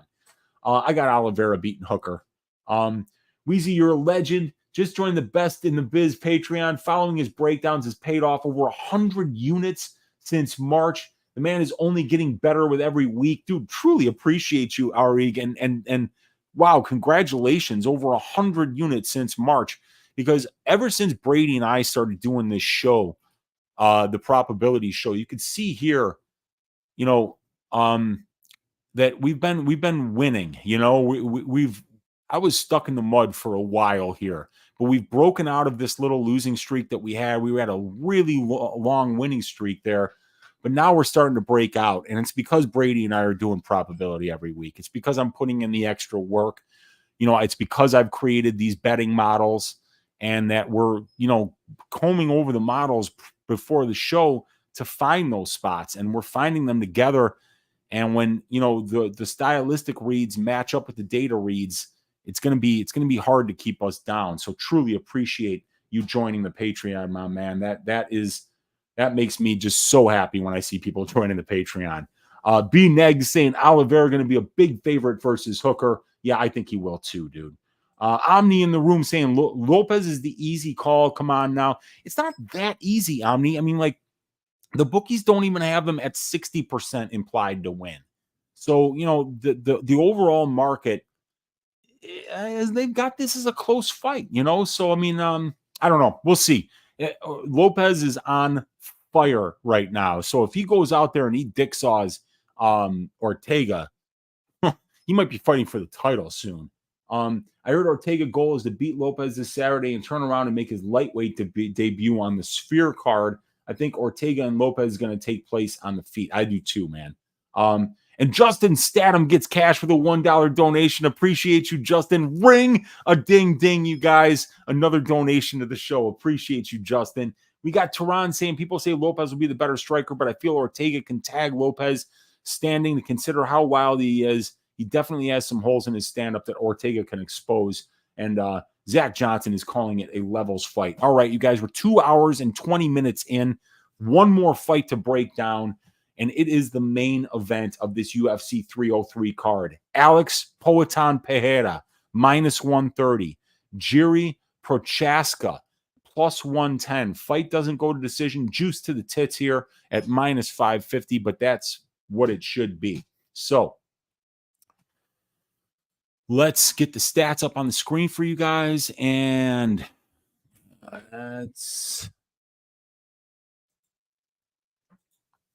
there we go. Oh, that's the wrong fight. We want Pereira Prochaska. And let's talk about the trends here after I get a sip of water. Alex Pereira, 36 years old, almost 37. 10-2 as a pro mixed martial artist. 7-1 in the UFC. And what he's been able to accomplish in only 12 pro MMA fights is incredible. Alex has won both the 185-pound and 205-pound UFC championships, and he is the current UFC 205-pound champion. Alex's only UFC loss was a second-round KO against Israel Adesanya. That was down at 185, and he was a plus 125 underdog in that fight back of April of 2023. Since then, Alex moved up to 205 pounds. He won a split decision, getting out-wrestled by Jan Blachowicz in round 1, but coming back to win rounds 2 and 3 as a minus 110 pick'em. Then he won the vacated light heavyweight championship after Jamal Hill tore his Achilles tendon. He KO'd Jiri Prochaska with his signature left hook in the second round as a small minus 125 favorite in that fight. Then Alex defended the belt by beating Jamal Hill by first-round knockout. Once again, the left hook doing the damage. He was a minus 130 favorite in that fight. Now, Jiri Prochaska, still only 31 years old, but he's got 35 fights as a professional. He's 4-1 in the UFC, and he's 30 wins, 4 losses, and 1 draw as a professional. Jiri is the former light heavyweight champion. He won the belt by subbing Glover Teixeira by rear naked choke at the 4 minutes and 32 seconds mark of round number 5 as a minus 220 favorite in what had to be one of the best title fights in the history of the UFC, at least one of the most exciting. Jiri lost the belt to Alex in his next fight, and then he got an impressive second-round ground and pound KO over Alexander Rakic as a plus 105 underdog. Jiri is as exciting as a fighter as there is on this earth. He's a proven finisher. He's durable. His heart is as big as a truck, and his striking style is unique, fun to watch, and extremely dangerous. I've never been disappointed by a Jiri Prochaska fight, and I doubt that trend ends on Saturday. Short notice main event spot and title fight for both guys. Jiri was a plus 105 to underdog to Pereira the first time they fought, and Alex got the knockout win in that first fight, and he is now a plus 110 underdog to Alex Pereira as some money has been coming in on the Jiri side here later in the week. Now, Pereira, 1 inch taller. He's got the UFC experience advantage over Jiri with 3 more fights and 25 more minutes of octagon time. Pereira's got the kickboxing advantage. Obviously, both these guys are phenomenal kickboxers, okay? But Jiri and Alex have combined for 34 knockout wins between the two of them. They both have power. They both bring a variety of dangerous weapons, and both of these guys are elite fighters in the top 3 of this division. Alex is the more technical kickboxer, though. The former Glory kickboxer has the most powerful left hook in MMA, and his ability to damage the lead leg of his opponents makes it really hard to land power shots against him. Alex has a positive 1.3 distance striking differential in the UFC with way above average 59.6% distance accuracy, and his knockdown ratio is at 4-1, is as excellent as his 1% knockdown percentage. Both guys had success in the stand-up in the first iteration of this fight, but it was plain to see how easily Alex was landing those calf kicks and how much trouble Garry was having defending them. In addition, Garry is so defensively responsible that he keeps his right hand so low on defense, which opens the door for Alex to land that massive left hook. I have to rate Alex as the better minute and moment winner in the striking exchanges, but I understand full well that both guys have awful striking defense. Both guys have insane power, and it's fully possible for either guy to get served violently in this fight. Now, Garry is 5 years younger. He's got the overall experience advantage with 23 more fights and 80 more minutes of pro cage time. Garry should be the better grappler here. He should be the more likely guy to win minutes and moments in the grappling exchanges. He got a takedown and a couple of minutes of control time in the first round against Alex last time out. And it's clear that even though Garry doesn't offensively wrestle much, that he's very dangerous on the ground from any position due to his powerful ground and pound and his opportunistic submission game. I have to rate Garry as the better grappler here, and I like his strength to schedule better. Both of these guys have fought elite competition at the UFC level. Both guys have been champions. But, outside of the UFC, Garry has 30 fights. And in that time, he bought the best competition that the regional scene has to offer all over the world, fighting guys like Vadim Nemkov, King Mo twice, Carl Albrechtsen, to name a few on the regional scene. So I would have to rate Garry as having the better strength of schedule overall as a pro in MMA. Now, this fight fucks, man, bigly. Two hard-hitting striker, tons of combat sports experience, are going to be looking to punt each other's heads into the cheap seats, and I'm definitely here for it. Pereira won the first iteration of this fight by landing tons of calf kicks and catching Garry with a right and left hook when he rushed in looking to land bombs. Rematches very rarely look the same as the first fight, so I'm left wondering what adjustments both fighters are going to make. On the Pereira side, you're getting 1 inch of height, a UFC experience advantage, along with the more technically proficient kickboxer. Alex's left hook ends nights quickly, and if it ends, and his ability to damage the lead left leg of his opponent gives his opponents a limited amount of time to find the big shot against him before they can no longer throw with power due to having their lead leg compromised. Garry is 5 years younger. He has the overall experience advantage, along with being the guy more likely to win minutes and moments in the grappling exchanges. Garry's conditioning and durability have always been on point, and he has absolutely no quit in him due to the amount of times he has pulled off come from behind wins in his career. Both guys hit crazy hard. Both guys' distance striking defense leaves a lot to be desired. So I'm going to be looking to bet the unders in this fight, and we'll probably make some kind of violence bet on this fight, the anchor of this week's greasy four-leg parlay. Stylistically, I have to lean to the Pereira side here. Garry still has no answer for the calf kicks. That was made clear in the Rakic fight. And his right hand is never anywhere near his chin, so Garry leaves the door wide open for that left hook to land, and Alex Pereira's left hook transcends durability and ironclad chins. I could see Garry getting a takedown or two, winning some minutes in the grappling exchanges, and I do think he's the more likely guy of the two to finish the fight by submission, but that's not really Garry's game. Garry has 30 pro wins, but 26 of them are by knockout and only 3 by sub. Only 1 by decision. So it's no secret what he's trying to do in there. He wants to trust his pressure, heart, durability, and power and knock you out. But that's such a dangerous game to play against a fighter like Pereira, who's more powerful and technical at range. Can Garry find a KO shot or snatch up a sub in a scramble before Garry shuts down his calf? Or before Alex shuts down Garry's calf? Or lands the left hook, I should say. So Can Ghemmouri find a KO shot or snatch up a submission in a scramble before Alex shuts down his calf or lands the left hook? If anyone has the definitive answer to that question, holler at your Uncle Weezy, because answering that question correctly should give you the answer to who wins this fight. Ghemmouri doesn't strike me as the type of fighter to make adjustments. He's always been an all offense and no defense fighter, so I see this fight finishing in the first 3 rounds. My strongest read is violence. And as for who wins the fight, I have to lean with the lights out power, the technical proficiency, and that all-around aura that Alex Pereira has at the moment. But I wouldn't be surprised if Ghemmouri found a finish early. But I am definitely going to call the under 3.5 rounds my favorite parlay piece of the week. And the pick is going to be Alex Pereira to win by 3rd round knockout.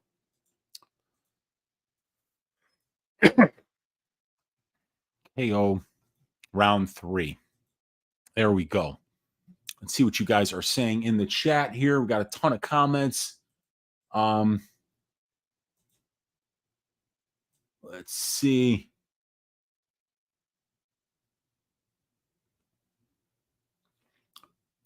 Yeah, you probably do have to at least sprinkle Ghemmouri round 2. He seems to win so many fights in round 2. It certainly doesn't hurt. Zach Johnson's tell that to a guy who bet Yair last fight. Alex going to cook his legs again. I think he will. I got Poetan KO, says Zach. The Alrig says leans and parlays on those spots, baby. Let's go. We got B-Neg saying Ghemmouri tends to follow his opponents around the cage. This will be his undoing. Yeah, he can't walk onto those calf kicks, and he certainly can't walk onto that left hook. Fight to end via KO minus 500. Yeah, it's I'd rather just bet the fight doesn't go to decision. It's a video game main event. It really is, dude. Weezy, did you hear? Yes, I did. That Ghemmouri is accusing Pereira of using sorcery to win his fights. Black magic and sorcery. I did hear that. I have no evidence of that, but we know that he did say it. So it's really something.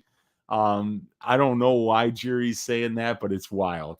Yeah, he did. This is way better than McGregor and Chandler, no doubt about it. Black magic to win fights, that's junk. Hardest fight to predict. It's a very hard fight to predict. I'm very agnostic on who wins. I'm a lot more confident on the under 3.5. Ghemmouri goes full madman in round 2 and gets KO'd for it. Ghemmouri doesn't make adjustments. No, he does not. Ghemmouri got KO'd by up kicks from Dom. Yeah, I remember that, dude. He was out for like a quarter second. Then woke up and landed the nastiest KO I ever saw. Alex round 2 KO. That left hook is getting so much better. It's a bullwhip. He uses it such. Yeah, I know that's what Pat Miletich said when he knocked out that dude on LFA, who I think is still sleeping. Alex fights so much better at 205. It doesn't have that nasty weight cut anymore. We got Robert Saladino saying Ghemmouri taking this fight on short notice is the most Ghemmouri thing ever. They're both taking it on short notice, though. That's the thing. This was made to save the main event after Connor pulled out. So John Murphy is in the room saying, Weezy, what is up, dude? Is that you with the son of Sven Gulli? Murph, are you a Chicagoan, man? Because if you're there with the son of Sven Gulli, then that is definitely a Chicago guy. Good to see you hanging out in here, John. We got Jeff Bruno saying Pereira needs to walk out to the Harry Potter theme. Ghemmouri will be cooked. Will Ghemmouri wrestle? I don't think so, but he might. He might, you know. If that's something he's been working on, it's something he should mix in. All right, you guys, we got 239 of you live hanging out. Let's get out of here. 2 things left to do. I got the Bootsy Collins Memorial Dogs Are Barking pick of the week, and we got the Uncle Weezy's ass shaving of the week. So let's start with the Bootsy Collins Memorial Dogs Are Barking pick of the week. And I wanted to give you something. Been giving you some, like Brady Heastand cashed for us a couple of weeks ago. That was a really nice one. Last week, I don't think we got it. I think I had somebody that did not cash last week, but I'm not remembering right now. But that's not important. What's important is this week. I'm giving you a big plus money number, ladies and gentlemen, and it is going to be the Carlos Hernandez plus 3.5 points handicap. Valley Flow striking, stand up. Chicago, stand up. Carlos is the more experienced fighter. with the better conditioning. He's fought the better brand of competition. He has the better stand-up.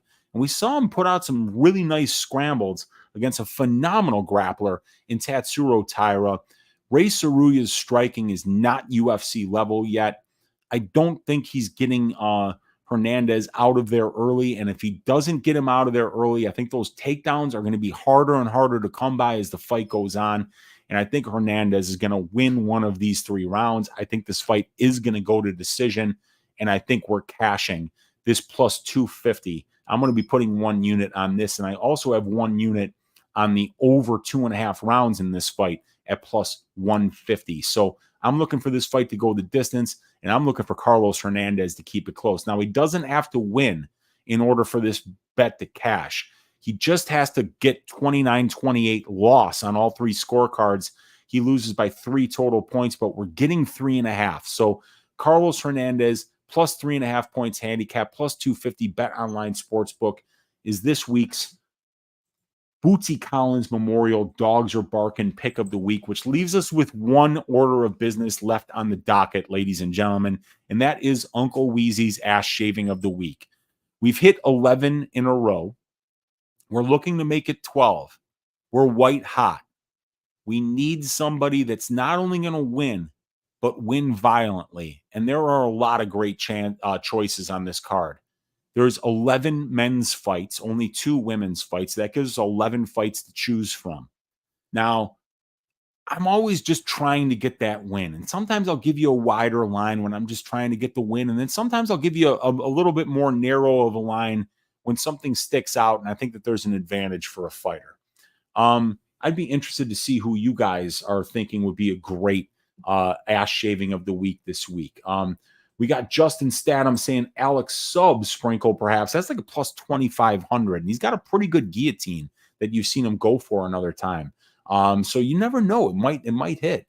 We got Clark H saying, thanks for another incredible live stream. Unk, you got it, Clark. Thanks for joining us. We got Olajuwon Dream in the room saying, woof, woof. Dixon saying, Weasley, I finally figured out what's happened with Garry. Someone laced his hot chocolate with the same CBD that had Johnny Walker tripping balls. That explains the black magic comments. It could, yeah. And we hear that Garry does like his hot chocolate before he trains. This week, you guys, I'm picking a guy that's going to finish the fight and look dominant. And the line is better than minus 300. So I'm liking this one a lot. Uncle Weezy's ass shaving of the week to make it 12 weeks in a row is going to be our guy, Union High School, stand up. State of Washington, stand up. Mullets, stand up. Ricky Simon to shave the ass of Vinicius Oliveira. This is a levels thing, grappling. Ricky Simon is a phenomenal wrestler with phenomenal conditioning and a very sneaky submission game.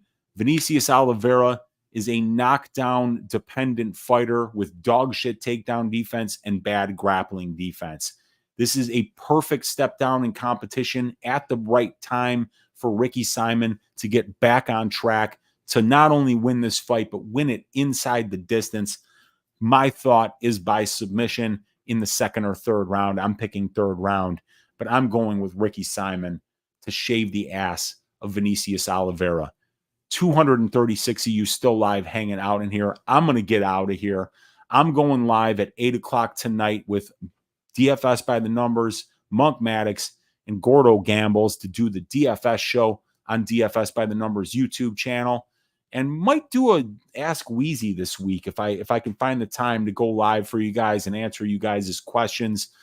This episode of Balls Deep Breakdown will normally only be seen on my Patreon for the people that support my work. This week's episode made possible by the Godfather by the Dogfather for his generous donations to last week's Balls Deep Breakdown here on this channel and to Stat Diggers on DFS by the Numbers YouTube channel. Join the Patreon.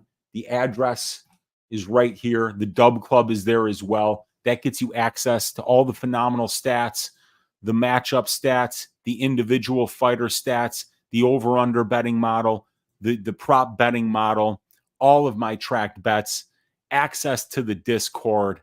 You can get it all for $25 a month. And it'll give you access to and all of the fight write-ups, you guys, by the way. I mean, this is posted to this has already been posted to the Patreon, and it is 37 pages of notes on these fights in very large font so that it's easy to read. Please consider joining the Patreon and supporting the work. But you guys, thank you for hanging out. Omni liked Lopez for the ass shaving of the week this week. Dixon saying we appreciate you. Broke Degen liked an Ortega ass shaving. Gus B with the flapjacks. Dixon saying muchas gracias, Miguelito. JP saying Ricky with the curtain jerker ass shaving. I like it. Let's go, JP. See you later tonight, Dixon, on the DFS show. I'm going to get out of here, you guys. Let's stack cashed tickets like flapjacks for UFC 303. God bless each and every one of you. I'll see you later on the night on DFS by the Numbers YouTube channel and back here on my YouTube channel on Friday for the Greasy Four-Legger. And if I'm going to have time to do Ask Weezy this week, I'll send out the link on Twitter. Keep an eye out for that. Thank you for watching. Good luck on all your bets for UFC 303. And we'll see you later tonight, maybe tomorrow, and definitely on Friday. Take it easy, everybody.